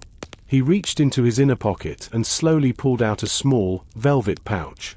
I found it in my mother's desk after she died. Simon whispered. I didn't know what it was. I just thought it was a family heirloom. The artist. Arthur whispered. The one who sees the color of lies. You brought the key back to the lock. Simon. And now, the final price must be paid. Suddenly, the blue light from the stone began to pulse faster. A low, rhythmic humming sound filled the vault, vibrating the very bones of the guests. The stone has been away from the mountain's core for too long. Arthur warned. It is breaking. Unless it is returned to the deep shaft within the next 10 minutes, this entire mansion will be swallowed by the mountain. The humming sound grew into a roar that shook the glass jars on the shelves. Dust fell from the ceiling like grey snow. Arthur Sterling pointed a trembling finger toward the back wall of the vault, where a narrow iron catwalk extended over a dark, bottomless void. The shaft. Arthur shouted over the noise. It leads to the very center of the peak. You must carry the stone to the edge and drop it. Only then will the mountain be at peace. David didn't hesitate. He stepped toward the pedestal, but as his hand neared the black rock, he winced. It's vibrating so fast it feels like it's burning. He yelled. He wrapped his heavy medical coat around his hands and lifted the stone. It was surprisingly heavy, pulling his shoulders down.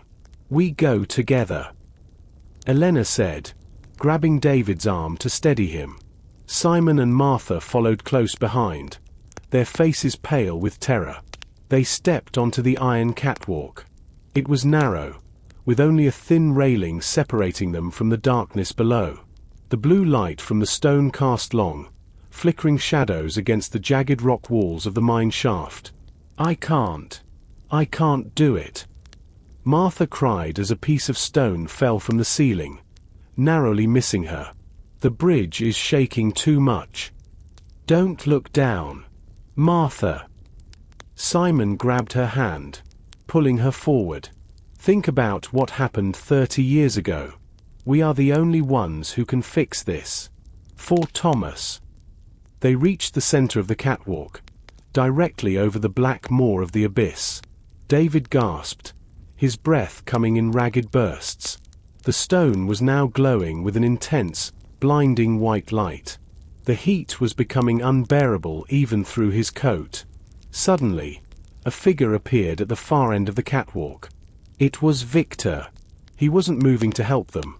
He was standing perfectly still, his arms crossed. The master told you the truth.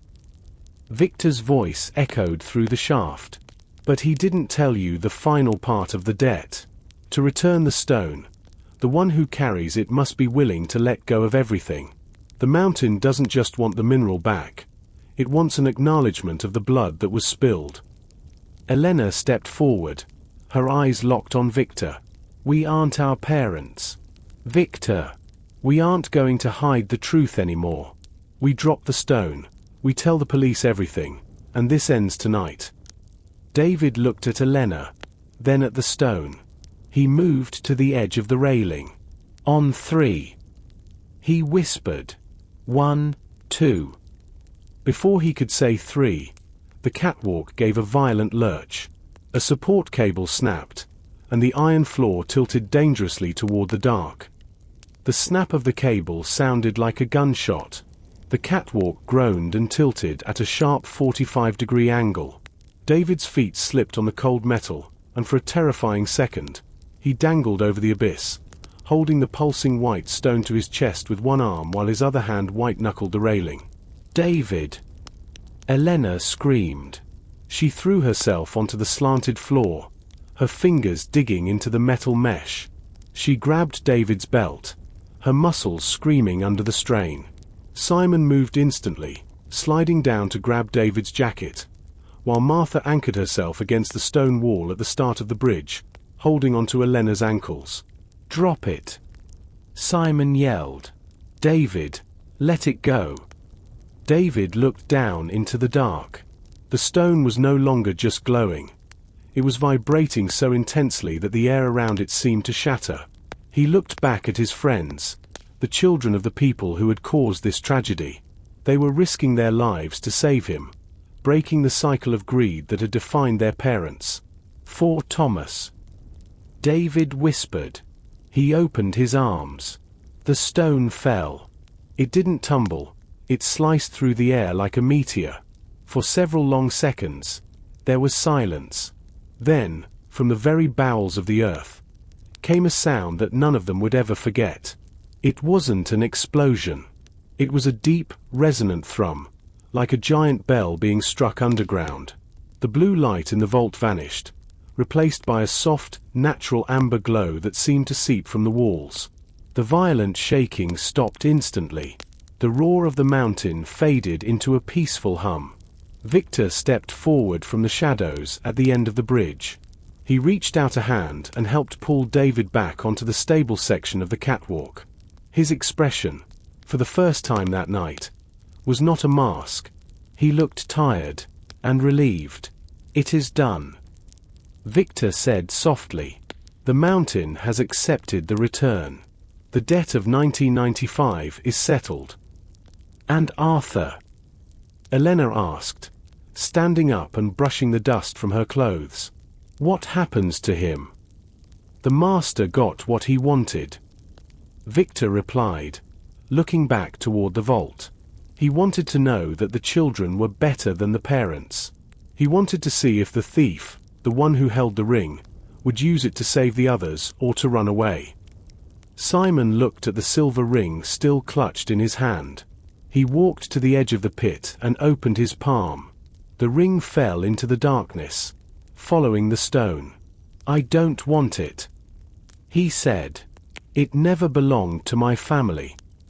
"The front doors are unlocked," Victor announced, bowing slightly. "The snow has stopped, and the path to the valley is clear. But before you leave, there is one last thing you must see in the library." Martha looked at the others, her face streaked with tears and soot. "I think we've seen enough secrets for one lifetime." "This is not a secret," Victor said. "It is a legacy." The walk back through the tunnels and up the hidden library stairs felt different. The air in the mansion was no longer heavy with the scent of old secrets. It felt light, as if the house itself had taken a deep, fresh breath. When they entered the library, they found the grand room bathed in the soft, pink glow of a winter sunrise. The storm had completely vanished, leaving behind a world of pristine, quiet white. On the large wooden desk where the mystery had begun, for thick envelopes were waiting, each marked with a name. "These are your records," Victor explained, standing by the fireplace. "The files from the blue folder, the recordings, and the evidence of the past. Mr. Sterling has signed a legal statement. He will not release these secrets. He only wanted them to bring you here." Elena picked up her envelope. "And what about the truth? What about Thomas?" Victor pulled a small, hidden lever behind a row of books.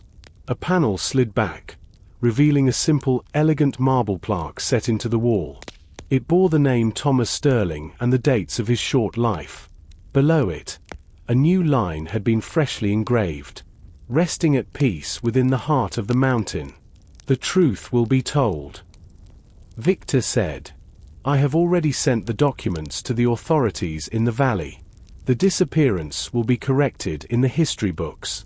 Your parents' names will be mentioned, but as witnesses who have finally come forward through their children. You have cleared the debt." "Where is Mr. Sterling now?" Martha asked, looking up toward the third floor. "The master is tired, Ms. Martha," Victor replied with a faint, sad smile. "He has spent 30 years holding on to the mountain. Now that the stone has returned, He can finally let go. He is resting. The four guests walked toward the massive front doors. David took the heavy iron handle, and this time, it turned with ease. They stepped out onto the porch. The air was crisp and freezing, but the sun on their faces felt like a blessing. In the driveway, their cars were clear of snow, the engines already warmed by Victor. As they walked toward their vehicles, they stopped and looked back at the Sterling mansion. It sat high on the peak, a monument of stone and glass, no longer a prison, but a silent guardian of the mountain's core.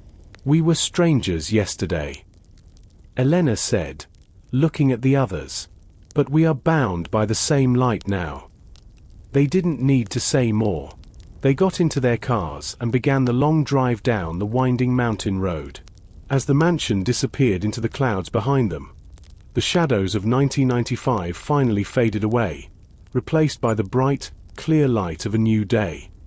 The four cars moved in a slow, solemn line down the winding mountain pass. Elena led the group, her eyes fixed on the road where the morning sun turned the fresh snow into a blinding sheet of diamonds. For the first time in 24 hours, the heater in her car felt like a luxury rather than a survival tool.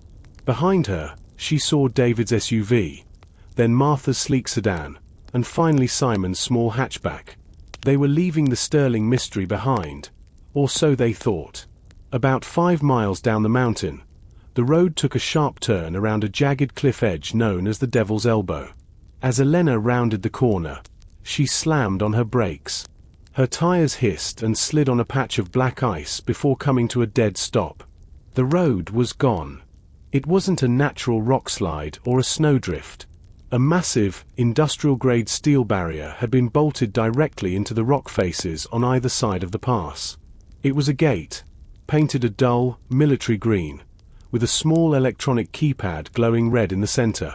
Beyond the gate, the road had been intentionally blasted. A gaping hole reached down into the valley, cutting off the only exit from the Sterling estate.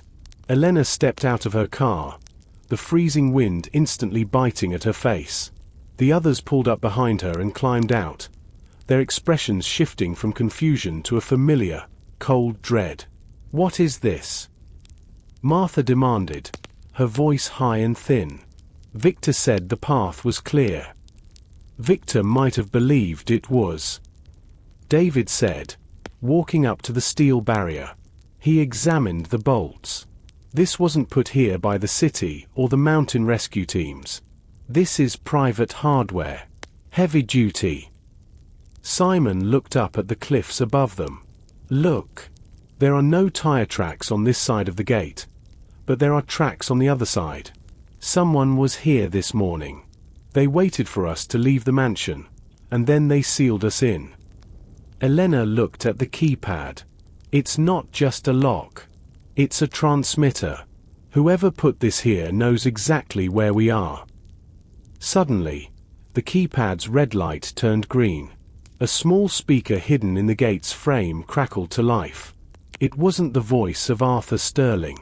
This voice was younger, sharper, and held a mechanical coldness that made the previous night's ordeal feel like a warm memory. "The children of the partners have been very busy." The voice said, "You returned the heart of the mountain to the shaft. A noble gesture. But the heart was never meant to be buried.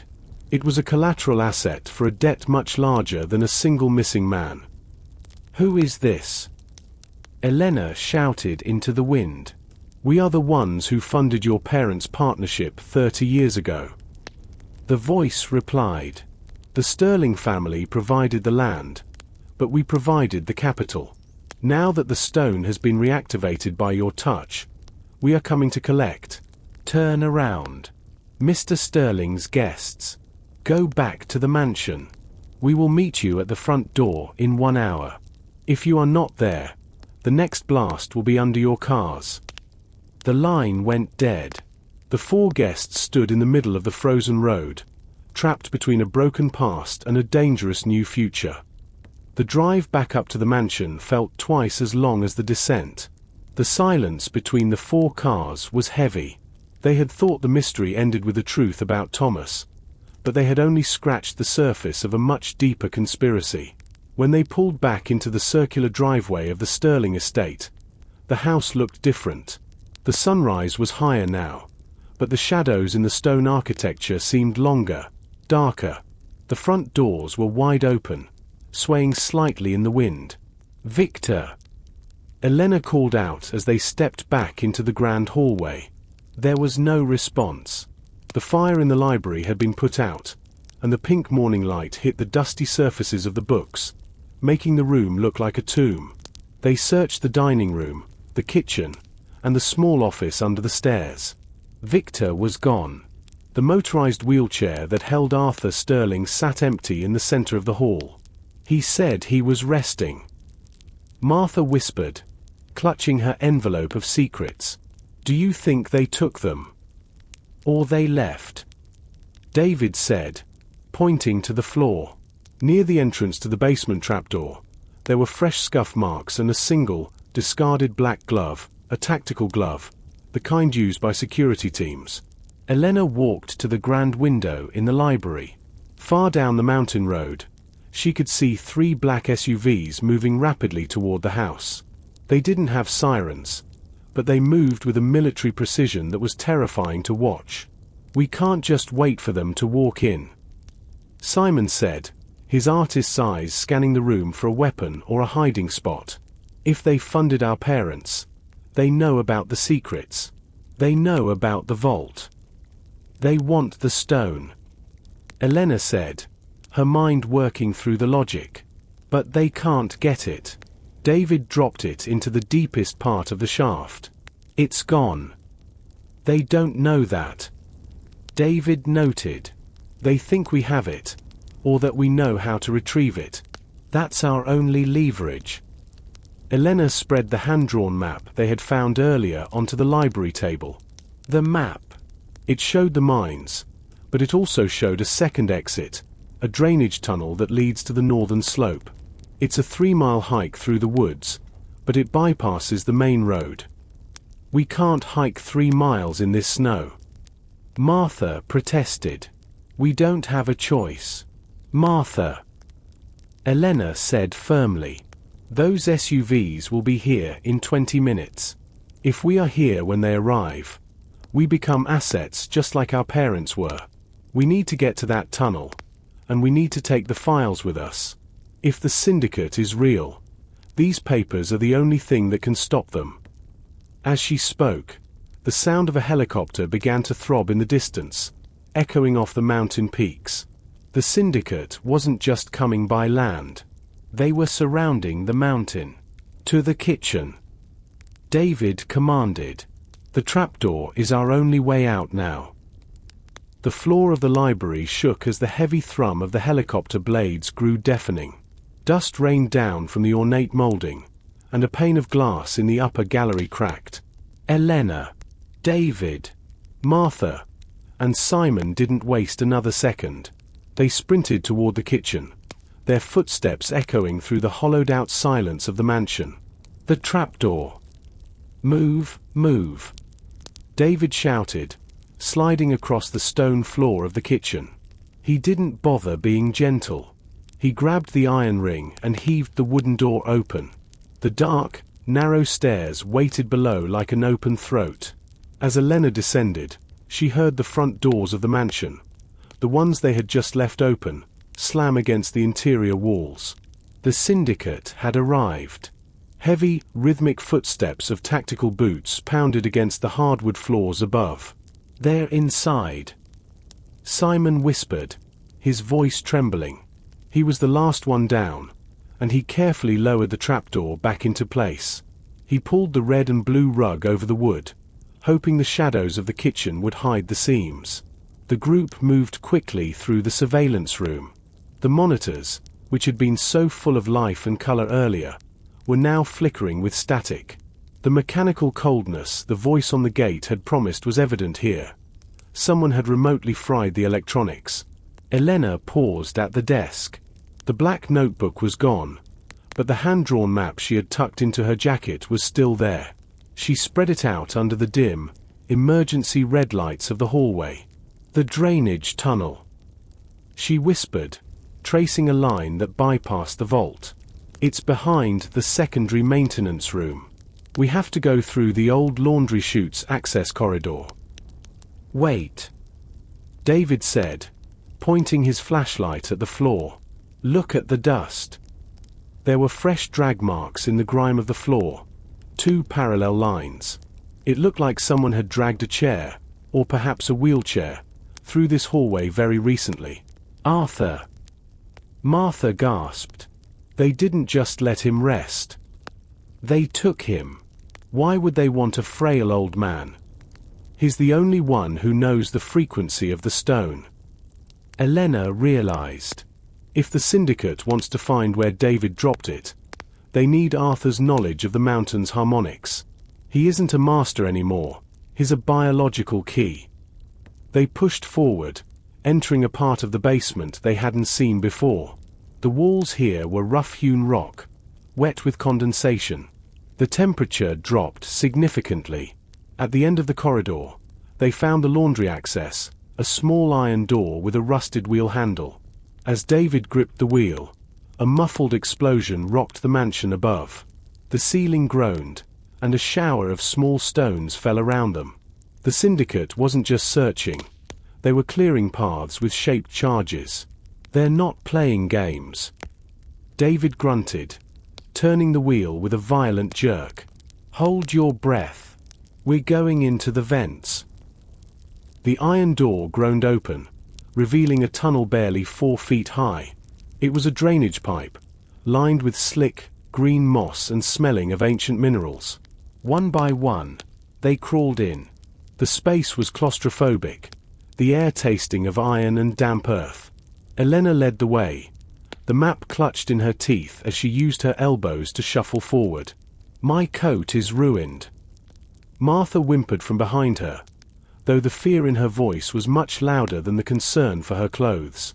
"Focus on the light, Martha," Simon encouraged from the rear. "Just look at the beam of Elena's flashlight." After what felt like miles of crawling, the tunnel widened into a vaulted stone chamber. This was the northern drainage hub. Huge iron grates lined the walls, meant to funnel the spring snowmelt away from the mansion's foundation. At the far end of the hub stood a heavy, rusted gate that looked out into the grey light of the mountain's northern slope. Elena stood up, stretching her cramped limbs. She walked to the gate and looked through the bars. The northern slope was a sheer drop of pine trees and jagged rock, untouched by the main roads. It was beautiful, but it was deadly. The map says the trail starts 50 yards to the left of this exit. Elena said, "It leads down to an old ranger station. If we can reach it, there might be a radio." "Wait," David said, his hand on his hip. "Listen." A faint, high-pitched whining sound echoed through the tunnel behind them. It sounded like a mosquito, but deeper, more mechanical. "Drones," Simon whispered, "small enough to fit in the pipes. They're tracking our heat signatures." The sound was getting louder. The syndicate wasn't just following them with boots. They were using the latest surveillance tech to hunt them like rats in a maze. "David, the gate," Elena urged. David grabbed the rusted bars of the exit gate. It was frozen shut by decades of ice and neglect. He threw his weight against it, but the metal didn't budge. He looked back. A small, 4-rotor drone with a glowing red camera lens emerged from the tunnel they had just exited. It hovered for a second, its eyes scanning their faces, before a small speaker on its frame emitted a piercing alarm. "It found us," Simon cried. David grabbed a heavy piece of loose stone from the floor. With a roar of frustration, he smashed it against the gate's lock. The iron screamed, sparks flying in the dark chamber. On the third hit, the lock shattered. The gate swung open into the freezing mountain air. "Jump," Elena commanded. "Into the snow. Now." They leaped from the ledge just as the drone began to emit a low-frequency pulse that shattered the glass in Elena's flashlight. They tumbled into the deep, soft powder of the northern slope, the mansion's dark silhouette looming above them like a dying giant. The cold was no longer a theoretical threat. It was a living entity, clawing at their skin and slowing their blood. Elena plunged her leg into the snow up to her hip. The crust of ice on top shattered with every step, making progress agonizingly slow. Behind her, she could hear Martha's ragged breathing, a sound that competed with the rhythmic drone of the syndicate high above the tree line. "We have to get under the canopy," David shouted, his voice muffled by the thick, falling flakes. "The drones use thermal imaging. If we get under the dense pines, our heat signatures will bleed into the trees." They scrambled toward a cluster of ancient hemlocks, their branches heavy with a foot of fresh powder. As they dove beneath the low-hanging boughs, the world turned into a dim, emerald-colored room. The silence here was absolute, broken only by the occasional sound of snow falling from a branch. Simon leaned against a trunk, his face the color of ash. "They aren't just following us. They are herding us. Did you see how that drone stayed to the east? It's pushing us toward the ravine." Elena pulled out the map, her fingers so numb she could barely unfold the paper. "Simon's right. The ranger station is to the northwest. If we go straight, we'll hit the cliffs. We have to cut back across the open slope." "That's suicide," Martha whispered. "We'll be sitting ducks for the helicopter." "Not if we move during the gusts," Elena argued. She looked at David. "When the wind kicks up the white oak conditions, their optical sensors will fail. We have 3 minutes of heavy wind coming. I can feel the pressure drop." Survival checklist. The northern slope. Priority 1. Maintain core body temperature. Stay moving, stay dry. Priority 2. Mask thermal signature. Stick to dense brush and rock overhangs. Priority 3. Navigation. Rely on the physical map. Avoid GPS-active devices. Priority 4. Stealth. Minimize vocal communication. The syndicate uses acoustic sensors. The wind suddenly howled, a wall of white powder descending from the peaks. "Now!" Elena commanded. They sprinted, or tried to sprint, through the waist-deep drifts. It was a blind, desperate scramble. Elena could see nothing but the back of her own hand. Twice, Simon fell, and twice David hauled him up by the collar of his coat. They were no longer a lawyer, a doctor, a socialite, and an artist. They were a single, struggling organism fighting for air. Just as the wind began to die down, the trees thinned. Ahead, a small, dark shape emerged from the grey mist. It was a sturdy cabin made of heavy logs, its windows boarded up with plywood. "The station," David panted. "Inside. Go." They reached the porch, their boots thumping on the hollow wood. David threw his shoulder against the door. It didn't budge. He tried again, a desperate, lunging strike. The frame groaned and gave way, spilling them into the pitch-black interior just as the sound of the syndicate helicopter roared back over the ridge, its searchlight cutting through the trees like a divine finger of fire. The interior of the ranger station smelled of pine oil and old wool. It was small, one room with a loft and a cast-iron stove in the center. Elena fumbled in her pocket for a lighter she had grabbed from the mansion's kitchen. A small flame flickered to life, illuminating a dusty desk covered in topographic maps and a heavy, olive-drab radio console. "Don't turn on the lights," Elena cautioned. "The glow through the cracks in the boards will give us away." David moved to the stove. He didn't dare light a fire, the smoke would be a beacon, but he began to break up a wooden chair to use as a makeshift crowbar. Meanwhile, Simon was drawn to the radio. He wiped the dust from the dials. "This is old," Simon said. "Shortwave. It might still work if the batteries in the cellar haven't frozen." As David searched for the battery bank, Martha sat on the floor, her back against the door. She was clutching her envelope of secrets so tightly the paper was crinkling. "Why us?" she asked the dark. "If our parents were the ones who took the money, why are we being hunted?" "Because we are the cleaners," Elena said, looking at the maps on the wall. "The syndicate can't touch the Sterling estate legally as long as we are alive and hold the deeds our parents signed. If we disappear in a tragic mountain accident, the land reverts to the original creditors. The syndicate found them." David called out from the cellar hatch. He emerged hauling 2 heavy lead-acid batteries. He connected them to the radio with shaking hands. The vacuum tubes inside the machine began to glow a soft, warm orange. A low hum filled the room. Simon began to turn the dial. Static hissed and popped. Then, a voice broke through, not the cold syndicate voice, but something frantic. "All units. The perimeter is breached. Repeat. The Sterling vault is empty. The assets are mobile on the northern slope. Authorization for hard reset is granted. I repeat. Hard reset." "What's a hard reset?" Martha asked, her voice trembling. "It means they don't need us alive anymore," Elena said grimly. Suddenly, the radio hissed with a new frequency. A series of rhythmic clicks echoed through the speaker. It sounded like code, but as Elena listened, she realized it was a countdown. The radio isn't just a receiver. David realized, his eyes wide. He looked at the bottom of the console. Taped to the underside was a small, black box with a blinking red light. "It's a transponder. By turning it on, we just sent a ping directly to their tactical HUD." Outside, the searchlight of the helicopter swept over the cabin.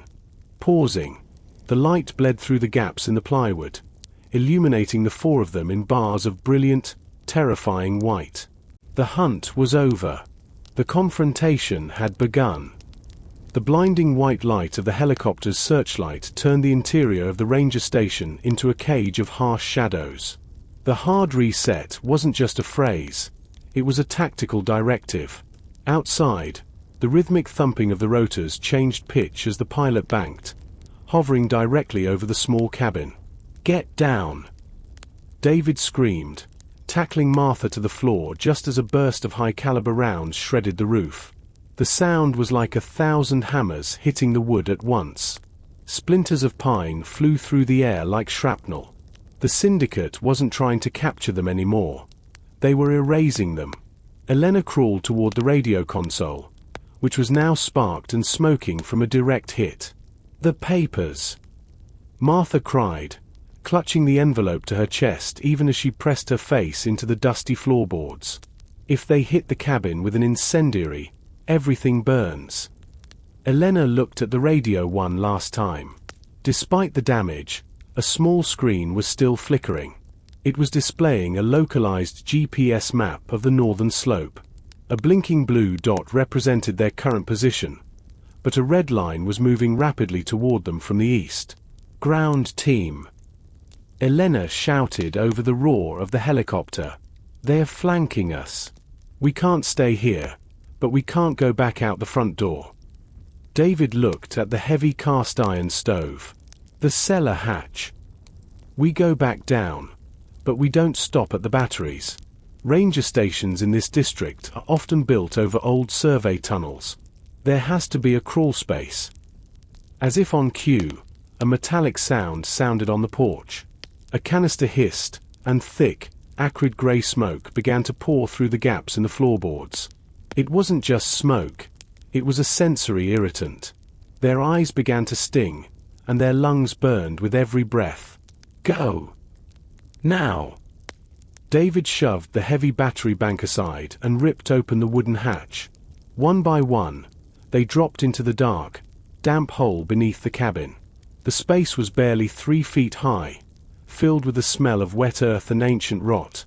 As the last of them, Simon, pulled the hatch shut, a massive explosion rocked the world above.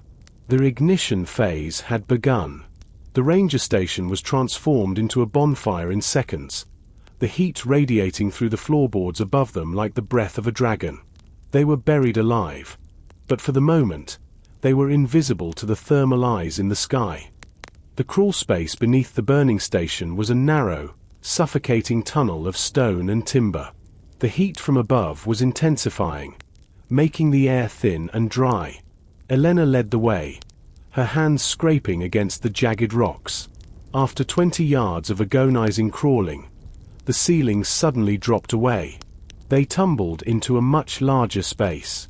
David clicked on his backup penlight, its narrow beam cutting through the darkness. They weren't in a crawl space anymore. They were standing in a wide, reinforced tunnel with rusted iron tracks running along the floor. "An or mine?" Simon whispered, his voice echoing. The map didn't show this. "It wouldn't," Elena said, brushing the soot from her face. "Look at the timbers. These aren't old. This was a private excavation. 1995. This is the back door our parents used to move the equipment for the Sterling Vault." The tunnel was a chilling mirror of the past. Discarded crates with the Sterling Mining Corp logo sat rotting in the corners. Old hard hats and rusted tools lay scattered like the bones of a forgotten civilization. This was where the partnership had truly operated, away from the prying eyes of the legal mining commissions. "If this leads back to the mansion, we're walking into a trap," Martha said, her voice shaking. "It doesn't lead back," David noted, pointing to the tracks. "The incline goes down, away from the peak. This leads to the valley floor, miles below the blockade." They began to walk, their footsteps clanging on the metal tracks. The silence of the mine was a relief after the roar of the helicopter, but it was a heavy, watchful silence. Every few hundred yards, they passed side tunnels that had been intentionally collapsed with dynamite. They were hiding their tracks. Elena observed. "Our parents didn't just steal a stone. They built an entire shadow industry under this mountain. No wonder the syndicate wants it back. This isn't just about one mineral. It's about the infrastructure to harvest the entire range." Suddenly, Simon stopped. He knelt by a small, wooden crate that looked newer than the others. He pried the lid open. Inside wasn't ore or tools. It was a stack of high-definition digital tablets and satellite phones, all bearing the syndicate's obsidian black logo. "They're already here," Simon whispered. At the end of the tunnel, a light appeared. It wasn't the sun. It was the harsh, blue lead glow of a modern tactical command center, set up right in the middle of the ancient mine. And in the center of that glow, tied to a chair, was Victor. He was bruised and bleeding, but his eyes were fixed on a man standing over him, a man wearing a suit that cost more than a doctor's salary. "We don't need the children yet," the man in the suit said into a radio. "We have the gatekeeper. He's going to tell us how to bypass the stone's failsafe, or we start collapses in the upper residential wing." The four guests pulled back into the shadows. The mystery hadn't just followed them. They had walked right into the enemy's heart. The air in the tunnel grew colder as they pressed themselves against the damp stone walls. The blue lead glow from the syndicate's command center cast long, jagged shadows behind them. Elena watched through a gap in the crates as the man in the suit, later identified by a folder on a nearby desk as Director Thorne, paced in front of Victor. "You're being difficult, Victor," Thorne said, his voice smooth and devoid of empathy. "The failsafe isn't just a lock. It's a frequency modulator. When the stone was dropped into the shaft, it entered a feedback loop. If it isn't stabilized, the tectonic resonance will trigger a localized earthquake. We lose the mountain, and you lose your master." Victor spat blood onto the floor. "The mountain belongs to itself now. The children did what you never could. They gave it back." "They gave back a ticking bomb," Thorne countered. He turned to a technician sitting at a bank of monitors. "Status on the thermal signatures." "The ranger station is a total loss, sir," the technician reported. But the heat signatures disappeared into the ground before the ignition. There's a 90% probability they found the 1995 access tunnel. They're behind us. Elena felt her heart hammer against her ribs. They were being hunted from both sides now. She looked at David, who was eyeing a heavy iron pipe near a stack of old oxygen tanks. He gave a sharp nod. They couldn't run anymore. They had to act. "We need a distraction," Elena whispered to the group. "Simon, you know about the old mining charges. Could any of these crates still be active?" Simon crept toward a dusty wooden box marked with a red X. He pried the lid with a pocket knife, his eyes widening. "It's old dynamite. Stable, but the fuses are dry. If I can spark the oxygen tanks, the blast will create enough smoke and noise to cover David's move for Victor." "And the papers?" Martha asked, her voice a frantic whisper. "They're our insurance," Elena said, taking the heavy envelope from Martha. "Thorne thinks he's the only one with the data. He doesn't know we have the full ledger of the syndicate's illegal funding from 1995. If that goes live, their stock crashes before the mountain does." As Simon prepared the fuse, the sound of heavy boots echoed from the tunnel behind them. The ground team from the ranger station was closing in. They were out of time. "Now!" Elena hissed. Simon struck a flare and tossed it toward the leaking oxygen tanks. A blinding hiss of white gas filled the chamber, followed instantly by a thunderous explosion as the old dynamite ignited. The explosion wasn't enough to bring down the tunnel, but it sent a wall of dust and pressurized air screaming into the command center. The syndicate guards were thrown into chaos. In the confusion, David surged forward like a ghost through the dust. He swung the iron pipe with a doctor's precision, catching the nearest guard in the temple before diving toward Victor. "Victor, can you walk?" David shouted, slicing through the zip ties with a discarded scalpel from his medical kit. Victor groaned, his legs buckling. The frequency tower. It's making it worse. It's trying to pull the stone back up, but it's tearing the bedrock apart." Elena ran toward Director Thorne, who had pulled a sleek, silver pistol from his jacket. But she wasn't aiming for him.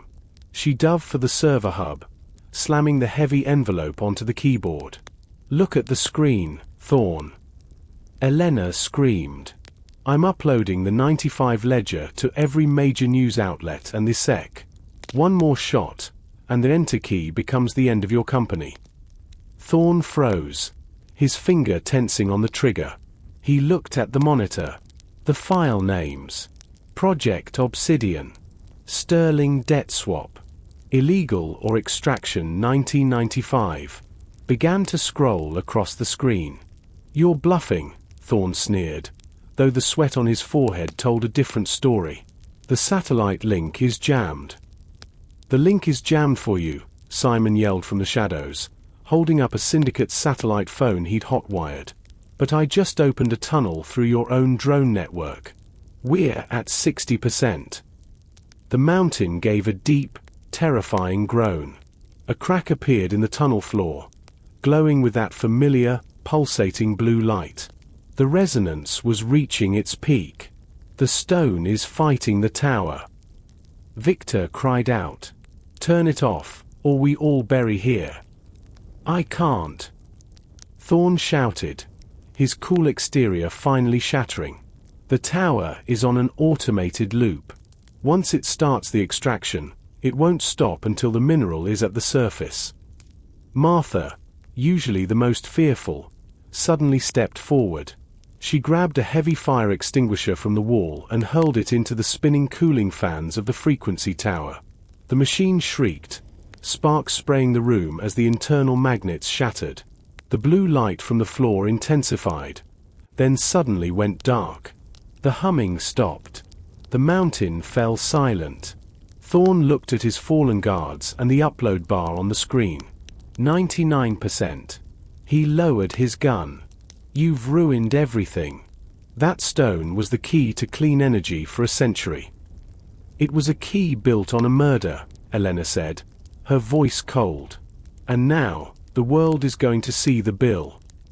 The enter key clicked. Upload complete. The digital silence that followed the upload complete message was more deafening than the explosion. Director Thorne stood paralyzed, his eyes fixed on the monitor where decades of corporate secrecy had just been broadcast to every major regulatory body in the hemisphere. The power dynamic in the room had shifted in a single heartbeat. The syndicate was no longer an invisible hand. It was a target. "You've signed your death warrants," Thorne whispered, his voice trembling with a mix of rage and genuine fear. "You think the SEC can protect you from the men who funded this operation? You've just turned yourselves into the most expensive liabilities in history." "We were liabilities the moment we were born into your partnership, Thorne," Elena countered, her hand still resting on the server hub.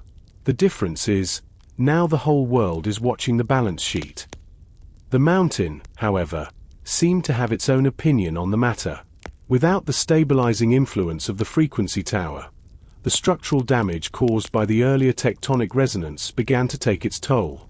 A massive crack spidered across the ceiling of the command center. A heavy steel support beam groaned, twisting like a piece of dry pasta. "The mine is unstable," Victor shouted, leaning heavily on David. The resonance didn't just stop. It fractured the primary support columns. "We have minutes before the northern vein collapses." "We're leaving," David commanded, grabbing Thorne's discarded gun and tossing it into the dark abyss of the lower shaft. He didn't want to kill. He wanted to survive. "Thorne, if you want to live to see your trial, you're coming with us. Move." The syndicate guards, seeing their leader defeated and the ceiling falling, didn't need further instruction. They scrambled toward the primary exit, but a massive rockfall blocked the path, sealing the way they had come. "The drainage hub is blocked," Simon yelled, shielding his head as dust choked the air. "Is there another way?" Victor pointed toward the dark, narrow service tunnel behind the server racks. "The original 1995 survey vent. It leads directly to the limestone caves on the valley floor. It's narrow, and it hasn't been used in 30 years, but it's our only chance." They moved as a frantic unit. David carried Victor over his shoulders, his doctor's stamina pushed to the absolute limit. Martha and Simon grabbed the backup hard drives from the server, physical proof to match the digital upload. Elena led the way, using Thorne as a human shield against any remaining syndicate stragglers. As they entered the survey vent, a roar like a freight train echoed behind them. The command center, the multi-million-dollar heart of the syndicate's mountain operations, was swallowed by 1,000 tons of granite. The blue lead glow was extinguished forever, replaced by the suffocating, pitch-black dark of the earth. The survey vent was a nightmare of tight turns and jagged limestone. They moved in total darkness, save for the single, dying penlight David held between his teeth. The air was thick with the smell of wet stone and the metallic tang of old iron. Martha's breathing was a rhythmic gasp, and Simon's hands were raw from climbing over the debris of 1995. "I see light," Elena whispered after what felt like an eternity of crawling. It wasn't the harsh, artificial blue of the syndicate or the blinding white of the helicopter. It was a soft, natural gray. They scrambled toward the opening, a narrow cleft in the rock hidden behind a thick curtain of frozen ivy and winter brush. One by one, they tumbled out onto a grassy slope. The air here was sweet and cold, free of the dust and smoke of the mine. They were at the base of the mountain, miles below the Sterling mansion. Below them, the valley floor was alive with activity. Blue and red lights strobed against the snow. Dozens of police cruisers, black government SUVs, and even news vans were gathered at the trailhead. The digital upload had worked with terrifying efficiency. The hard reset had been intercepted by the real world. "Look," Simon said, pointing to the sky. The syndicate helicopter, which had been hunting them like a hawk, was now being flanked by 2 state police choppers. It was being forced down into a field, its searchlight extinguished. The hunters had become the prey. "Over here!" David shouted, waving his arms as a search team began to move up the slope. As the authorities reached them, a woman in a dark suit stepped forward. She didn't look like a syndicate director. She looked like a federal agent. She held up a badge. Elena Miller. David Vance. Martha Higgins. Simon Ward. "We're the ones," Elena said, stepping forward. She looked back at the mountain. The Sterling mansion was a tiny, silent at the peak, shrouded in the morning mist. "And this is Director Thorne. I believe you'll find his recent search history very enlightening." The agents moved in, zip-tying Thorne and taking the hard drives from Simon. Medics rushed to Victor, who smiled weakly as they loaded him onto a stretcher. For the first time in 30 years, the secrets of the Sterling family were in the hands of the law. "It's over," Martha whispered, watching as Thorne was led away. "We're actually out." "It's not over," Elena said, looking at her friends. "The trial is next. We have to tell the world exactly what our parents did. We have to make sure no one ever builds another vault in this mountain." They stood together on the valley floor, four strangers who had become a family in the dark, watching the sun finally climb over the peaks of the Sterling Range. The federal safe house was a stark contrast to the Sterling mansion. Instead of cold stone and velvet, there were fluorescent lights and linoleum floors. The air smelled of industrial cleaner and burnt coffee. It was January 3rd, 2026, and the world outside was erupting. The digital upload Elena had initiated in the mine had triggered a global financial tremor. Stocks for several major energy and tech conglomerates, subsidiaries of the syndicate, were in free fall. Elena sat in a small, windowless interrogation room. Across from her sat Agent Sarah Vance, a lead investigator with the Department of Justice's Corporate Crimes Division. "You've handed us a century's worth of corruption on a silver platter, Ms. Miller," Agent Vance said, tapping a tablet screen. "But Thorne is just a regional director. The syndicate isn't a single company. It's a coalition of private interests that have been operating under the radar since the late 80s. Your parents weren't just partners. They were the founding architects of their northern operations." Elena leaned back, her eyes weary. "I know. The ledger shows the transfers. My father didn't just hide the truth. He built the legal framework that kept the syndicate invisible. He used the law to kill the truth." David, Martha, and Simon were being held in separate rooms for their statements. The trauma of the mountain was still fresh. The smell of the smoke, the vibration of the stone, the terrifying fall of the catwalk. But the legal battle was proving to be a different kind of monster. "We found something else in the data you uploaded," Agent Vance continued, her voice dropping. "There was a secondary failsafe. Not in the mountain, but in the banking systems. Thorne was trying to trigger it when you stopped him. If he had succeeded, the personal accounts of every partner descendant would have been wiped, and the funds diverted to an untraceable account in the Caimans. He was going to leave us with nothing but the blame." Elena whispered. "Exactly. But because you moved as fast as you did, the funds are frozen. You're not just witnesses, Elena.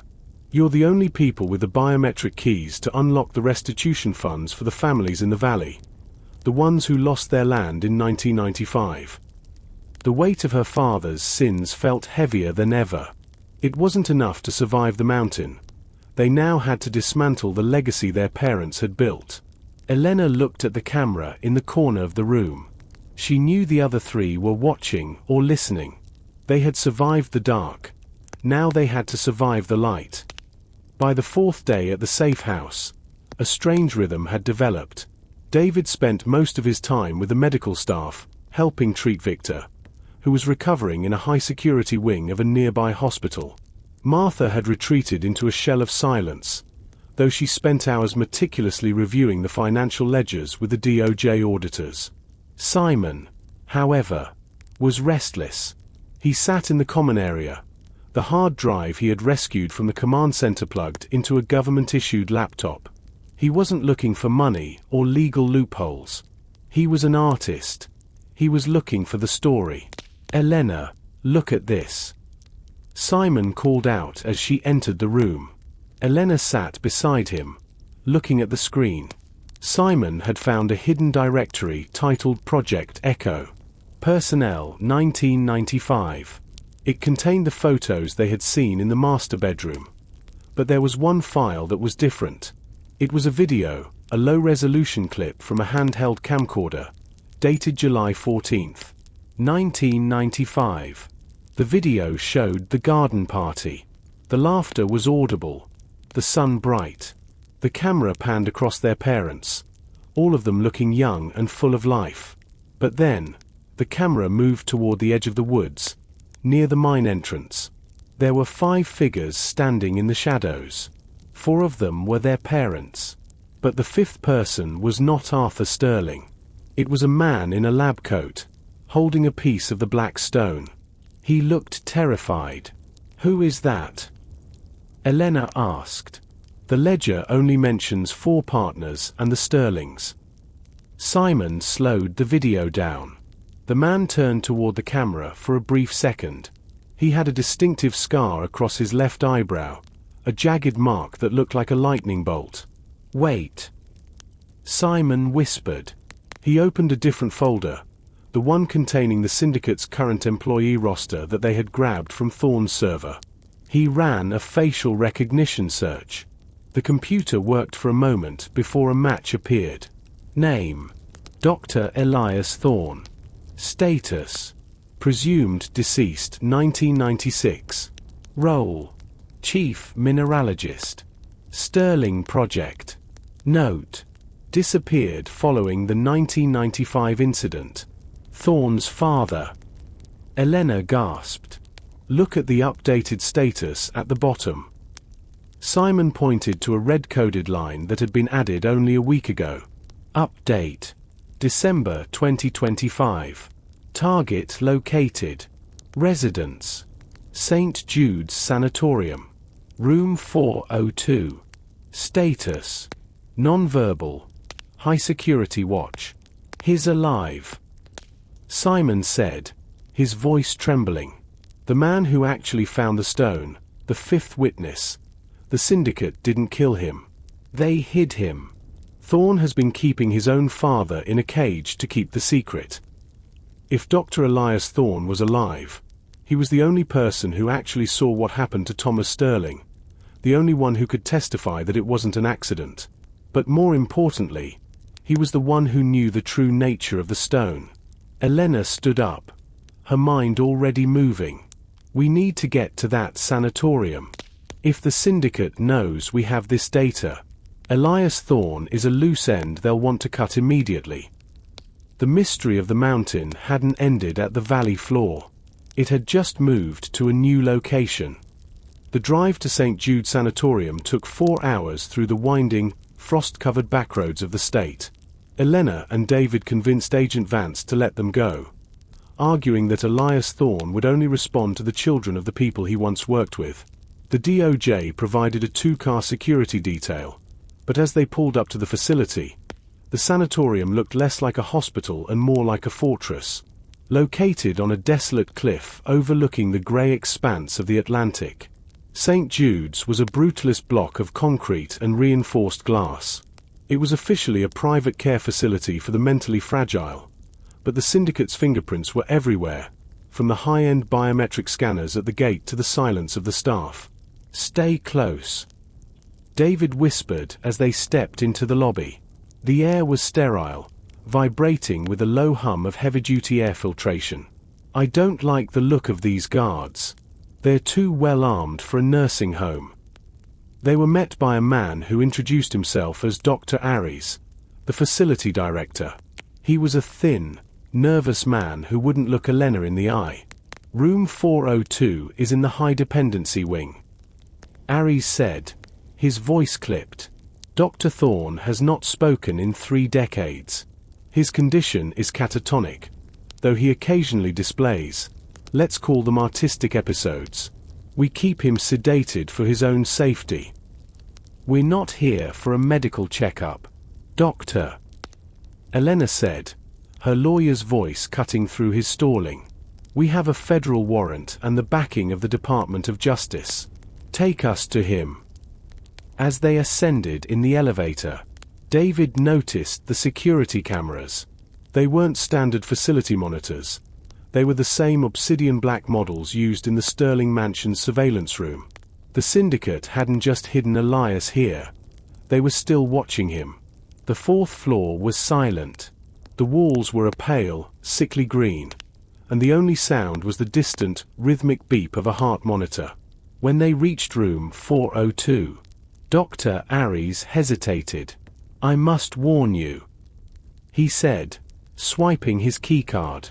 He isn't what you expect. The door hissed open. The room was devoid of furniture except for a single bed and a heavy wooden table. There were no windows, only a large light box on the wall that mimicked daylight. Standing in the center of the room was an old man. He was tall, gaunt, and his skin was the color of bone. He turned slowly, the jagged lightning bolt scar over his eyebrow glowing white under the fluorescent lights. He wasn't looking at Elena or David. He was looking at the air in front of them, his hands moving in a rhythmic, circular motion, as if he were trying to shape something invisible. Dr. Thorne, David asked gently, stepping forward with his medical bag. The old man stopped. His eyes, a startling, clear blue, focused on David's face. He didn't speak, but he walked to the table, which was covered in hundreds of scraps of paper. Simon joined them in the room, his artist's intuition immediately drawing him to the papers scattered across the table. These weren't just drawings. They were a frantic, overlapping record of a broken mind trying to communicate a singular truth. Every scrap of paper was covered in the same image, the heart of the mountain. But Elias hadn't drawn it as a static stone. He had drawn it as a geometric pattern, a series of intersecting lines and equations that looked more like a blueprint for a reactor than a geological sketch. He's not catatonic, Simon whispered, picking up a drawing. He's calculating. Elias Thorne Sr. suddenly grabbed Elena's wrist. His grip was surprisingly strong, his fingers cold as ice. He pulled her toward the wall where he had scratched a series of dates into the plaster with his fingernails. He pointed to July 15th, 1995. Then, he pointed to a date in the future. January 15th, 2026. 2 weeks from now. Elena said, her voice shaking. What happens in 2 weeks? Elias opened his mouth. A dry, rasping sound came out, like wind through dead leaves.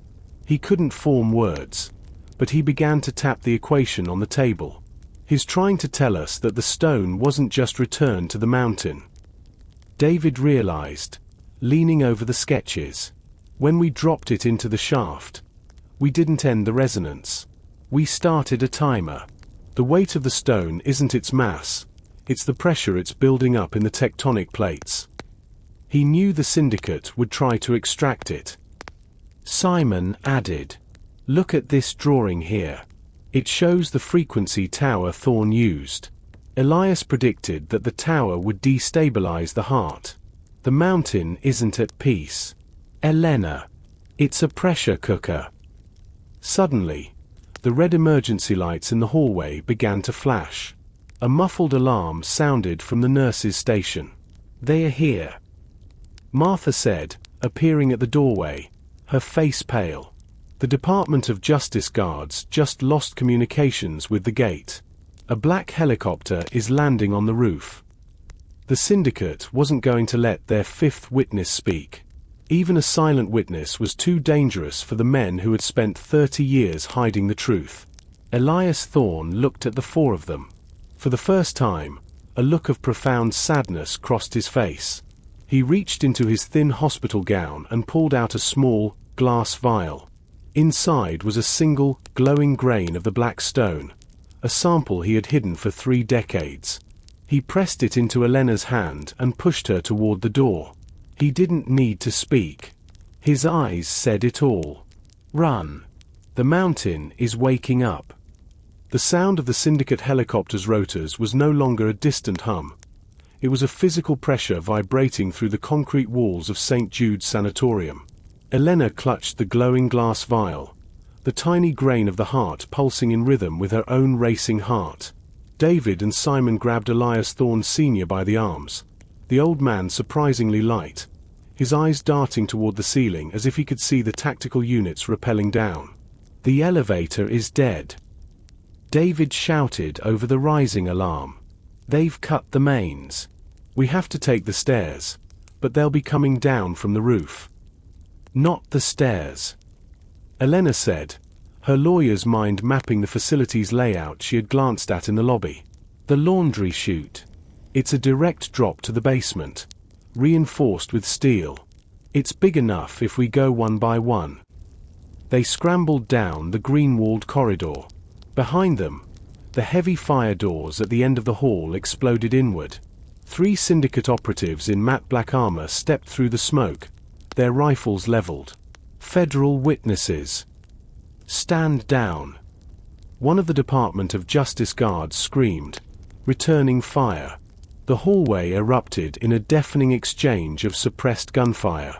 Simon kicked open the service door to the laundry room. Elias first. David, help him. They bundled the silent scientist into the stainless steel mouth of the chute. He didn't resist. He simply clutched a sheaf of his drawings to his chest. David followed immediately, then Martha. As Elena reached the rim, a bullet sparked off the metal frame. Simon shoved her forward and dived in after her. The descent was a terrifying, frictionless blur. They hit the pile of industrial linens in the basement. The basement was a labyrinth of steam pipes and humming generators. This way. Elias suddenly croaked. It was the first word he had spoken in 30 years. His voice was like grinding stones, but his direction was certain. He pointed toward a heavy lead-lined door marked radiation. Experimental imaging. Inside, the room was filled with decommissioned medical scanners from the 90s. Elias ran to a console and began frantically typing.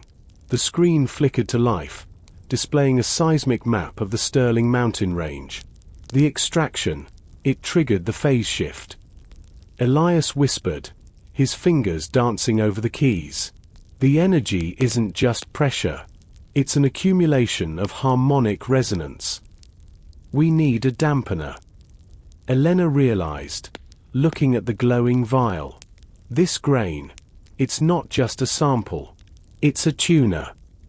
Outside the lead door, they heard the rhythmic boots. The Syndicate hadn't lost them. They were surrounding the basement. The basement of St. Jude's felt more like a tomb as the Syndicate began to hammer at the lead-lined door. The sound was a rhythmic, metallic boom that vibrated through the old medical equipment. Elias Thorne Sr. ignored the noise, his focus entirely on the glowing grain in Elena's hand. He gestured for her to place it into an old spectrograph chamber. It is a capacitor, Elias said, his voice gaining strength as the scientist within him awoke. The heart of the mountain absorbs the kinetic energy of the Earth's rotation. For eons, it stayed dormant. But when the Sterling project began the deep shaft drilling in '95, they introduced a parasitic vibration. Simon watched the monitors. The Syndicate isn't just trying to get the stone for energy. They want to weaponize the resonance. If they can control the frequency, they can trigger earthquakes anywhere along the fault line. And if we don't stop it? Martha asked, her voice trembling as a crack appeared in the lead door.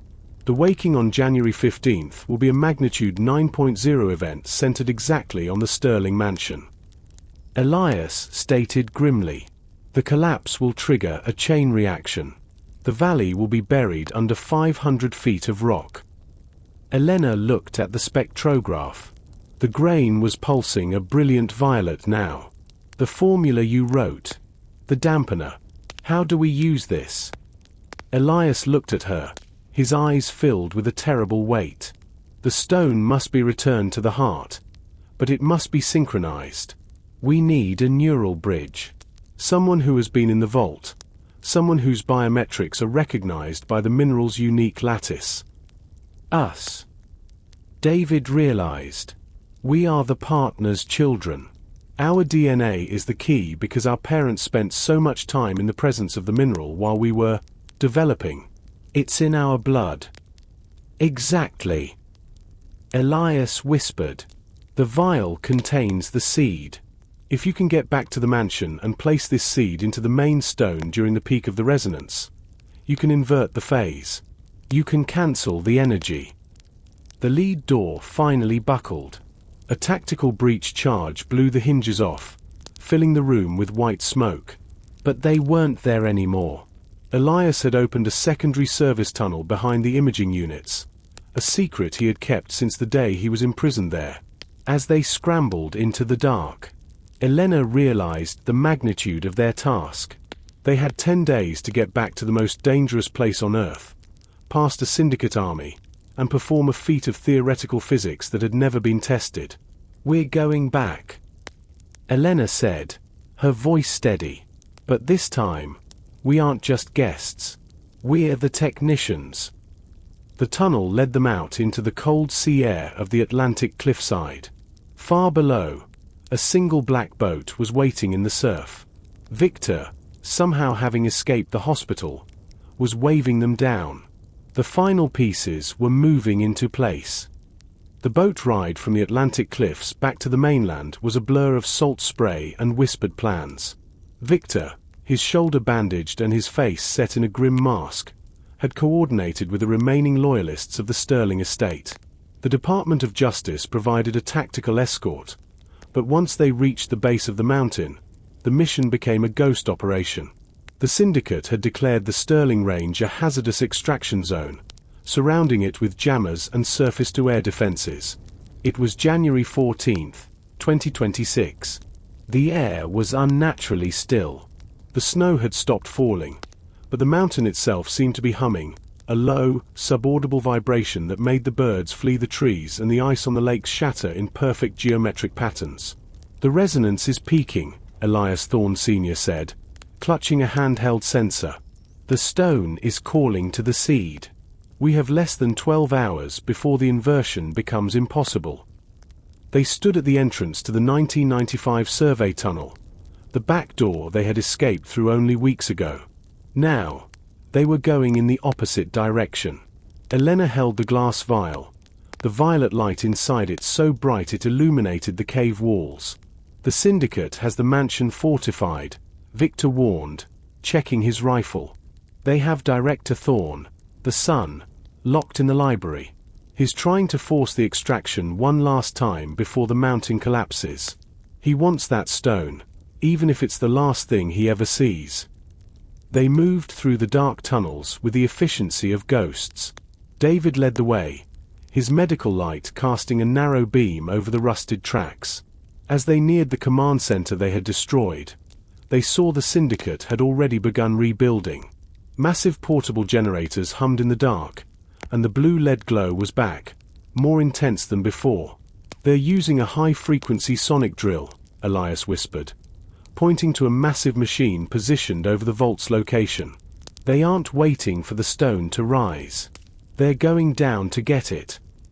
The mountain suddenly gave a violent lurch. A crack opened in the tunnel floor, and a jet of superheated steam hissed into the air. The tectonic plates are beginning to slip, David said, checking his watch. The pressure is at critical. We have to move now, or the shaft will collapse before we reach the center. I'll handle the guards, Victor said, stepping out of the shadows with a flare. Get to the catwalk. Don't look back. As Victor triggered the diversion, the tunnel erupted in chaos. Elena and her friends sprinted past the drills and the frantic technicians. They reached the iron door of the vault, which was now glowing with a terrifying, white-hot intensity. Elena pressed the seed vial against the granite door. The violet light of the grain and the blue light of the vault met, creating a blinding flash. The door didn't rotate this time. It shattered. They stepped onto the catwalk. Below them, the abyss was no longer dark. It was a swirling vortex of white light and crystalline energy. At the very bottom, 5 miles down, the heart of the mountain was visible, a pulsing, geometric sun that was tearing the world apart. "Go, Elena!" Simon shouted, holding back a syndicate guard who had followed them onto the bridge. "Finish it!" Elena looked at David. He nodded, his hand on her shoulder. Together, they stepped to the edge of the railing. The hard reset was coming. But it wasn't the syndicate's version. It was the mountain's. The catwalk vibrated with a frequency so high it was almost a scream. Below, the heart of the mountain was a blinding sun of white and violet energy. Standing at the far end of the bridge was Director Thorn, his eyes wild and bloodshot. He held a detonator in one hand and a high-frequency transmitter in the other. "Give me the seed, Elena!" Thorn shouted over the roar of the tectonic plates. "It's the only thing that can stabilize the extraction. We can still own this power." "You don't understand, son." A rasping voice echoed. Elias Thorn Sr. stepped forward into the light. His gaunt frame seemed to glow in the reflection of the abyss. It was never meant to be owned. It was meant to be a heart, not a battery. The mountain gave a final, agonizing heave. A section of the library above collapsed, sending a rain of gold-leafed books into the pit. Thorn hesitated, his finger trembling over the detonator. In that moment of doubt, Elena felt the vial in her hand pulse with a warm, living heat. "Now, David!" she cried. They didn't just drop the seed. Following Elias's silent instructions, they held the glass vial together, their combined DNA acting as the final neural bridge. As the vial left Elena's fingertips, it didn't fall like a stone. It spiraled downward, drawn by the magnetic pull of the heart. When the seed struck the center of the heart, the world went silent. The roar of the mountain vanished, replaced by a single, pure note, a frequency so perfect it felt like a physical touch. A wave of violet light washed up the shaft, passing through Elena and David, through the crumbling walls of the mansion, and out into the valley. The vibration stopped. The waking had been neutralized. 1 month later, the 4 of them stood on the front porch of the mansion. The snow was beginning to melt, revealing the first hints of green on the mountain slopes. Victor stood by the door, no longer a butler or a guard, but the director of the new foundation. "We did it," Martha said, her voice finally free of the tremor that had defined her for years. She had used her fortune to fund the restoration of the valley. "No," Elena said, looking up at the peaks. "The mountain did it. We just finally listened." Simon held up a new canvas. He had painted the heart, but not as a weapon or a stone. He had painted it as a star, buried deep in the earth, shining for no one but itself. David checked his watch. It was time to head back to the clinic he had opened in the valley. They were no longer the children of the partners. They were the architects of a new truth. The Sterling mystery was solved, but the mountain remained, a silent, stabilized giant, guarding the secrets of the earth beneath a mantle of winter white.